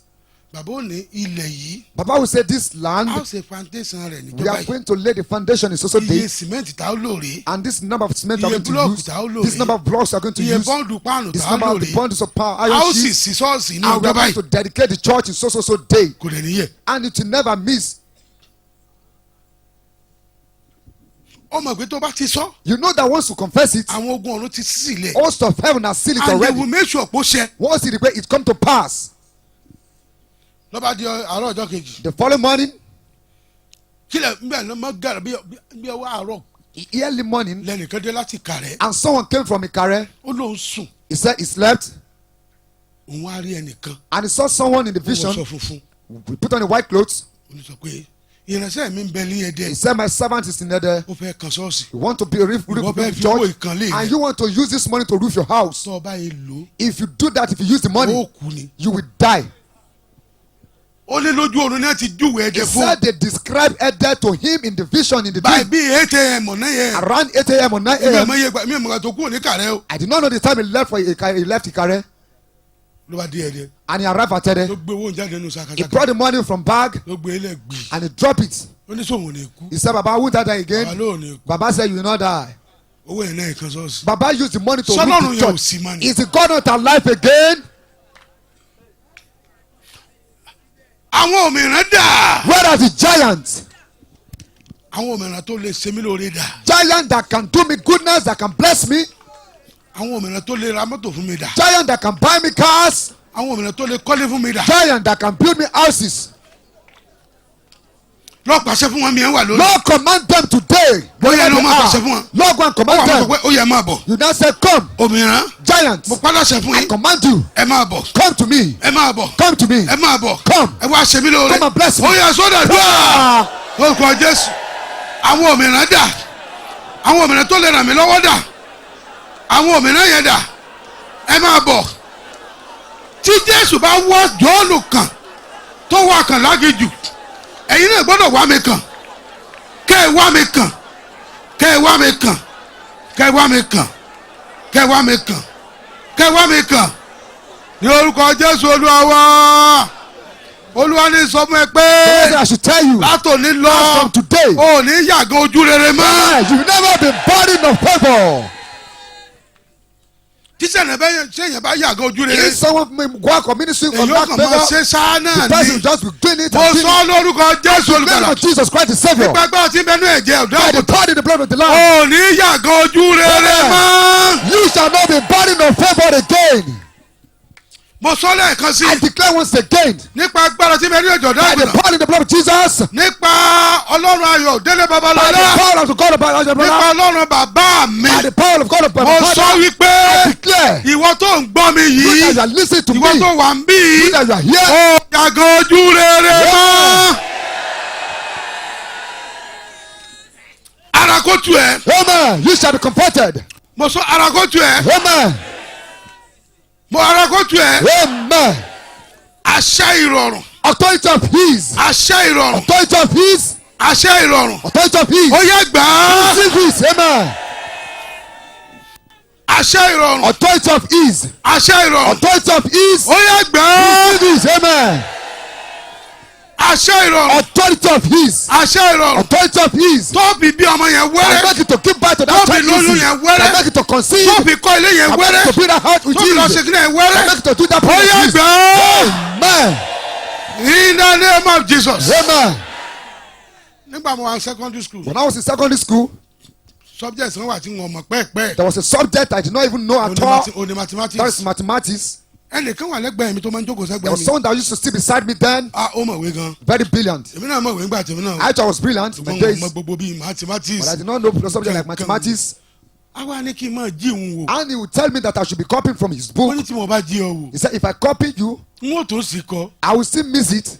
kí mi lẹ̀ bẹ́ẹ̀ Just leave me that way. nígbòyà ó ní kó n kú mọ́ kọ́ mi ní At the time he mathematics said he should be teaching me ó kọ́ mi mathematics. títí títí He taught me. n ò mọ̀ I did not understand tó mathematics. bá wá àwa ní kí n fún ẹ ní sọ́ọ̀mù equation yìí tó Later he said, let me give you this tó equation. bá kọ́ tán When after àwa kọ finishing, sísàlẹ̀ pé QED he will now say mo QED. ní kí ló ń jẹ́ bẹ́ẹ̀ ọ̀tọ̀ ni tó mìíràn o He ó mean, ní he meant ìtumọ̀ another ẹni thing. He said, pé the meaning, quite easily done ó ní pẹ̀lú ìrọ̀rùn ni ló mo ń fi fi ṣe. ṣe ó ní ìtumọ̀ QED ni He said, that's the meaning of QED. about 10 years ago Lẹ́yìn ọdún mẹ́wàá sẹ́yìn, ọlọ́run wa mú mi rántí ọ̀rẹ́ mi yẹn God now makes me to remember that my tó mọ̀ friend sọ pé QED that said QED, mo bá ń ṣàdúrà and I was praying. ìyẹn ni pé tí n bá fẹ́ kọ́lé That is to say, if I want to build house, quite easily done pẹ̀lú ìrọ̀rùn ni kí n fi ṣe. ẹlòmíràn lógún ọdún á máa kọ́lé Some people, they will be building house for 20 years. kò ní parí ilé yẹn They will not finish it tí wọ́n tó fi sìnkú rẹ̀ wájú till they rẹ̀ even bury his corpse in the front of that building. mo fẹ́ kó porúkọ Jésù I want you to call the name of Jesus. Olúwa Lord, mo fẹ́ kọ́lé. I want to build a house. jẹ́ kí n kọ́ pẹ̀lú ìrọ̀rùn. Let me do it with ease. tó bá ti wá sọ yẹn tán. After saying that, èmi wà máa sọ àsọtẹ́lẹ̀ and sínú I'll be ayé. decreeing, I'll be prophesying into your bàbá life, sì sọ̀rọ̀ sínú ayé. and I'll decree to your life. gbogbo tó bá fẹ́ máa ṣe. Whatever you want to do pẹ̀lú now, ìrọ̀ ó yá máa dá with ease akọ. now, begin to mention them. lórúkọ Jésù. àti kọ́lé mi quite easily done. nípa iṣẹ́ ìránṣẹ́ quite easily done. kí n máa ṣe easily. kí n máa ṣe pẹ̀lú ìrọ̀rùn. kí n máa ṣe pẹ̀lú ìrọ̀rùn. kí n máa ṣe pẹ̀lú ìrọ̀rùn. olúwa o ohun gbogbo tí mo bá máa ṣe kí n máa ṣe pẹ̀lú ìrọ̀rùn. n ó kọ́lé ni kí n kọ́ pẹ̀lú ìrọ̀rùn. n ó ra mọ́tò kí n rà pẹ̀lú ìrọ̀rùn. iṣẹ́ ìránṣẹ́ ìsọjí kí n ṣe pẹ̀lú ìrọ̀rùn. ní orúkọ Jésù olúwa wa. Amen. jẹ́ ìsọtọ́rọ̀ fún ẹ o. Let me tell you the truth. ọlọ́run fi oore ọ̀fẹ́ kan lẹ̀ fún wa The níbí. Lord gave us the grace in this place. ó ní oore ọ̀fẹ́ ìrọ̀rùn. That's grace of ease. àwọn obìnrin yẹn Look at that woman. olóhùn kan bá wa níbi tá a ti ṣe He praises. said he met us when we are doing olóhùn náà praises. sọ pé And he said, òun ò fa ilẹ̀ ìyá ń bí. now she's going to pray too much today. òun bá bá wa nù praises. And she met us in bàbá praises. ní ọlọ́run ti yanjú tó bẹ́ẹ̀ ṣe. He said, God has said what she wanted to Everybody ó do. tún lórí àpáta ń bá fẹ́ ṣe nǹkan mi. If you want to go to another place tomorrow, olóhùn ní ṣe nǹkan péré tó ń wà he said, is sí. this what I will do alone? ẹ wá wo ogun tó lóun ṣe fún. Now look at the battle God conquered for her with ease.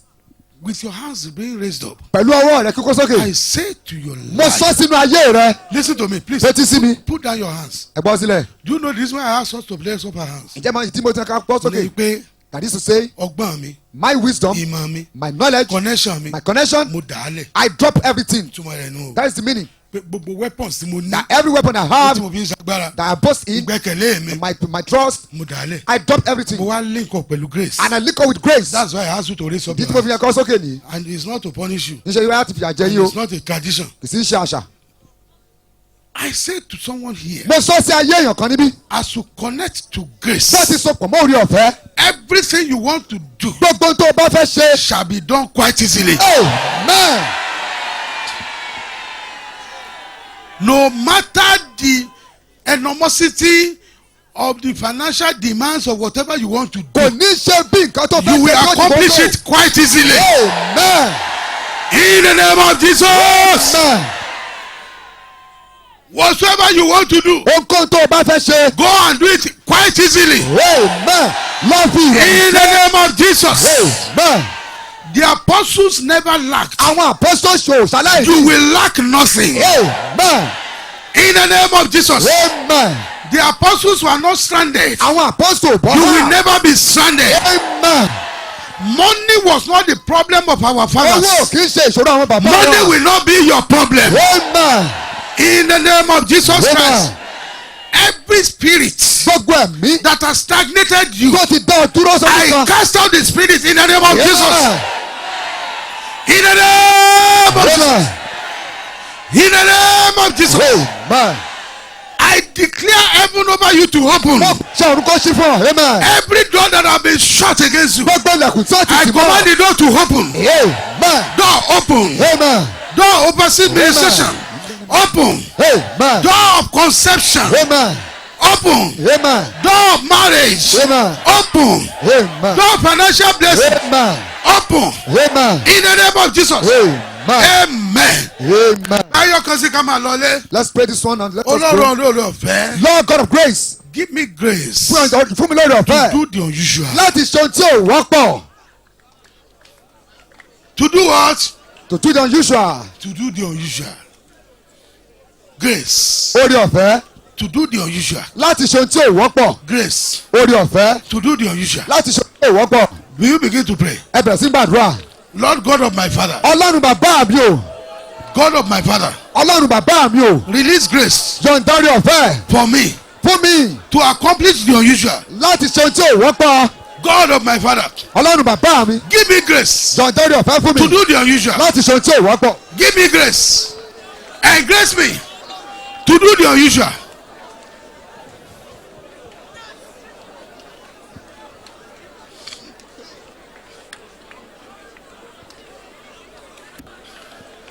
give me grace to do the unusual and grace me to do the unusual.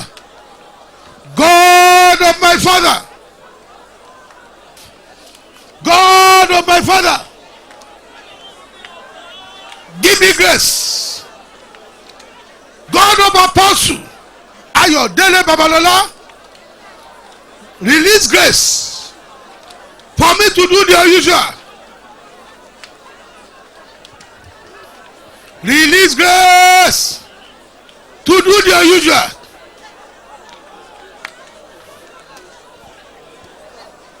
In the name of Jesus. In Jesus' name we pray. Amen. Hold on to someone. Tí ẹnìkan mú. Say, I decree to your life. Sọ pé mo pàṣẹ sáyé rẹ. Grace Ó lọ fẹ́. to do the unusual. Láti tí ìwọ́ pọ̀. Oh yeah, say. Prayer. Lord, I receive grace to do the unusual. Grace to do the unusual. Grace. Grace. Grace. Grace. Grace. Grace to do the unusual. In Jesus' name we are praying. The Bible says Bíbélì wípé our Lord Jesus Christ walked on water, Jésù Kristi Olúwa wá rìn lórí omi. and Peter did so Pétérù náà sì ṣe bákan when he náà. was commanded to do so. Jésù pàṣẹ pé kó ṣe He says, Teacher, pé olùkọ́ni. can I come? Ǹjẹ́ mi náà lè wá? Ní máa bọ̀ máa rìn He lórí said omi. come walk and see. Sọ pé Lord, I look unto you Pé Olúwa mo wojú rẹ̀. to do exploits. Mo gbé jókè sọ láti ṣe agbára. Praise God. Hallelujah.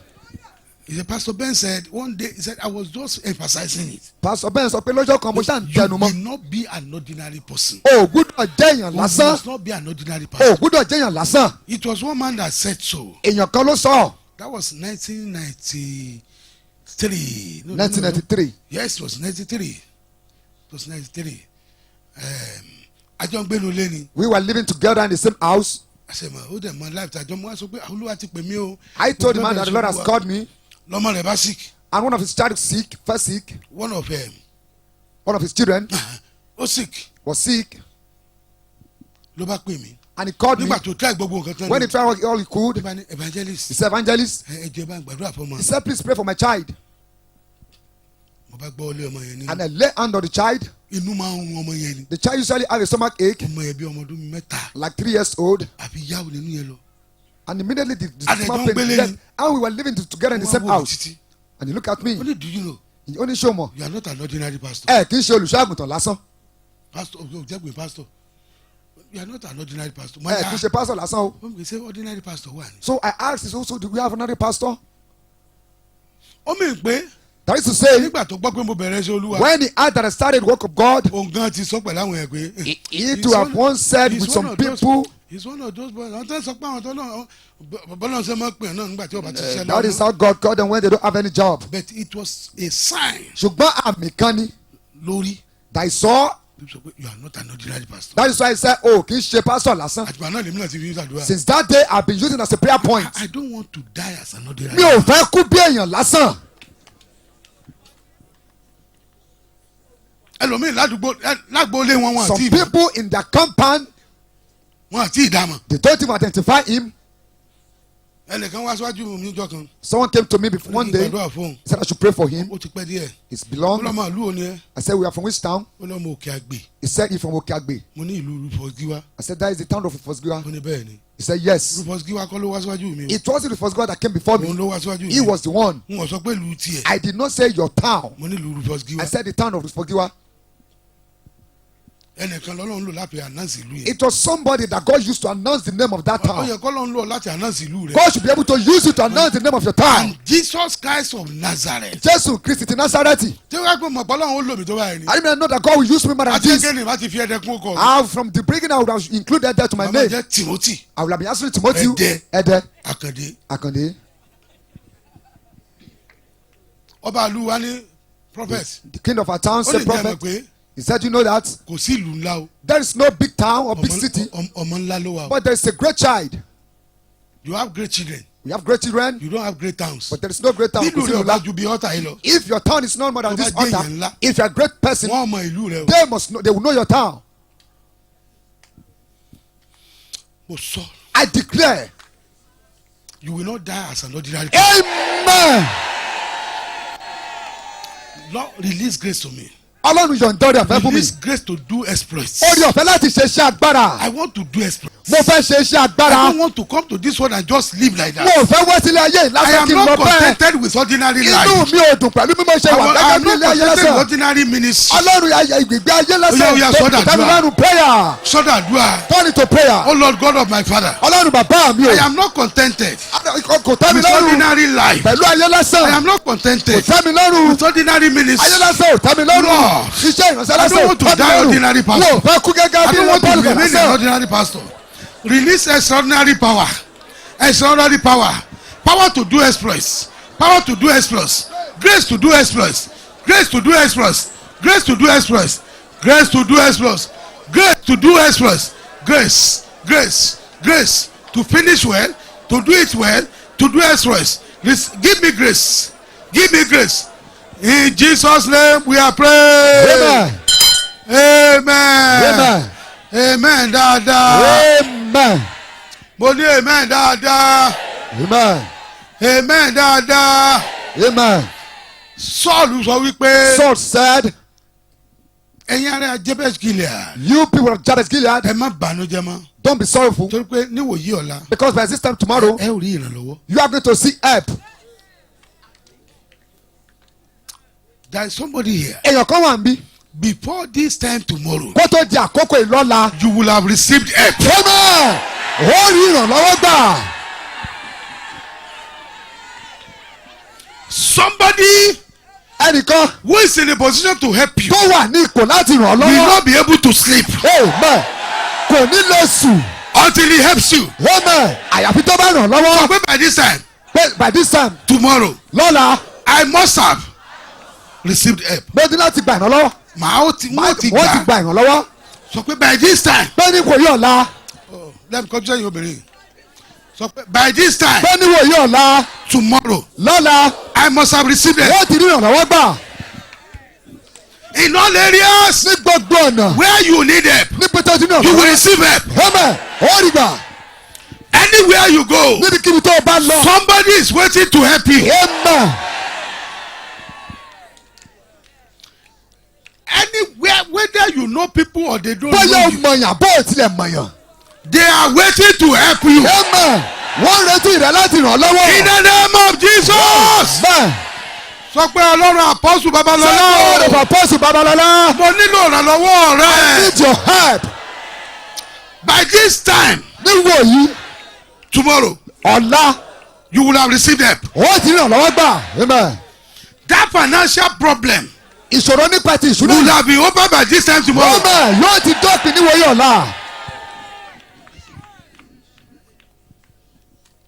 That problem that wants to embarrass you, Ìṣòro tó fẹ́ tàbùkù rẹ. that wants to put you to shame, Tó fẹ́ dójú tì ọ́. by this time tomorrow Níwòyí ọ̀la. it will have become history. Amen. Yóò ti di ìtàn. In the name of Jesus, Amen. I say, Mo pàṣẹ. I address your destiny. Mo bá àyànmọ́ rẹ I sọ̀rọ̀. address your marriage. Mo bá ìgbéyàwó rẹ sọ̀rọ̀. Before this, by this time tomorrow, Kó tó ti wòye ọ̀la. that situation must have been settled. Amen. Ọ̀rọ̀ náà yóò ti ní In the name ìyànjú. of Jesus. Amen. So me here, 2 minutes. are you sure? Ṣé ó dá ọ lójú? Ẹnìkan bẹ ní ìlú alérí àwa kan ni o. There was someone in our time. Ẹ mọ̀ pé so me here Do you know ló his name? His name is Joe. jẹ́ Do pé ẹ̀mí Ọlọ́run náà máa ń béèrè lọ́wọ́ yẹn pé so me you here. know at times God will ask you 2 Nígbà tó bá minutes. béèrè lákọ̀ọ́kọ́ When you start from the tó beginning tún béèrè lẹ́ẹ̀kejì and you ask again, alábọ̀mọ̀ ẹ̀mí ni ẹ̀ he ni. will be saying as this side minute. So fẹ́ kú level tó wà Do you yẹn. want to leave the level where you are? So me here 2 minutes. béèrè ọ̀rẹ́ sọ pé so me here Say 2 minutes. àbọ̀ me here lóòótọ́. 2 minutes of a truth. Praise God. Hallelujah. Mo mínísítà tán láìpẹ́ rí bí ìjọ gan. I ministered sometimes ago after the administration. Mo wá ní ẹ̀mí àràrà I said the spirit of dwarf ní mọ́jọ́ kéèyàn máa sọ pé ètò lè fún wa ní 100 naira. that makes some people to say people that can give us 100 láti naira. ìsìn lọ mo lórí millions máa ti mọ I said bẹ̀rẹ̀. as from now I will start from 1 million naira. ní ìsìn tí ó fún wa 1 million. I said now end of that give us 1 million mo kàn naira. sọ ni o I just say it bá a ṣe sórí ọ̀fẹ́ as you share the grace. lóbìnrin kan bá bá mi. And a woman walked up to me. Ó ní dádì ṣẹ́ She mi said, ni ẹ̀. Daddy, 2 minutes. Ó ṣe mo mí ni ẹ̀ She asked me, did I mean it? pé ẹ ní ìdí million. That you need a million? Olùdá I give you. She said, okay, mo fún yín. So omi ìpá àwọn kan wà tẹ́yìn máa sọ tí wọ́n tábìlì pé èèyàn mí ni ẹ̀. There are some things that you say that people think you don't mean it. So tó bá gbàdúrà kan lórí ọ̀rọ̀ kan. If you pray concerning the matter, I do this. Olúwa ṣe báyìí fún mi. I thank you for answer prayer. Mo dúpẹ́ tó go down within 5 minutes. Fúnra rẹ̀ náà lọ sọ pé mo dúpẹ́ fún àdúrà àti By yourself you said your prayer be answered. Ọlọ́run sọ pé kò tí ì mí ni. God will be saying you did not mean it.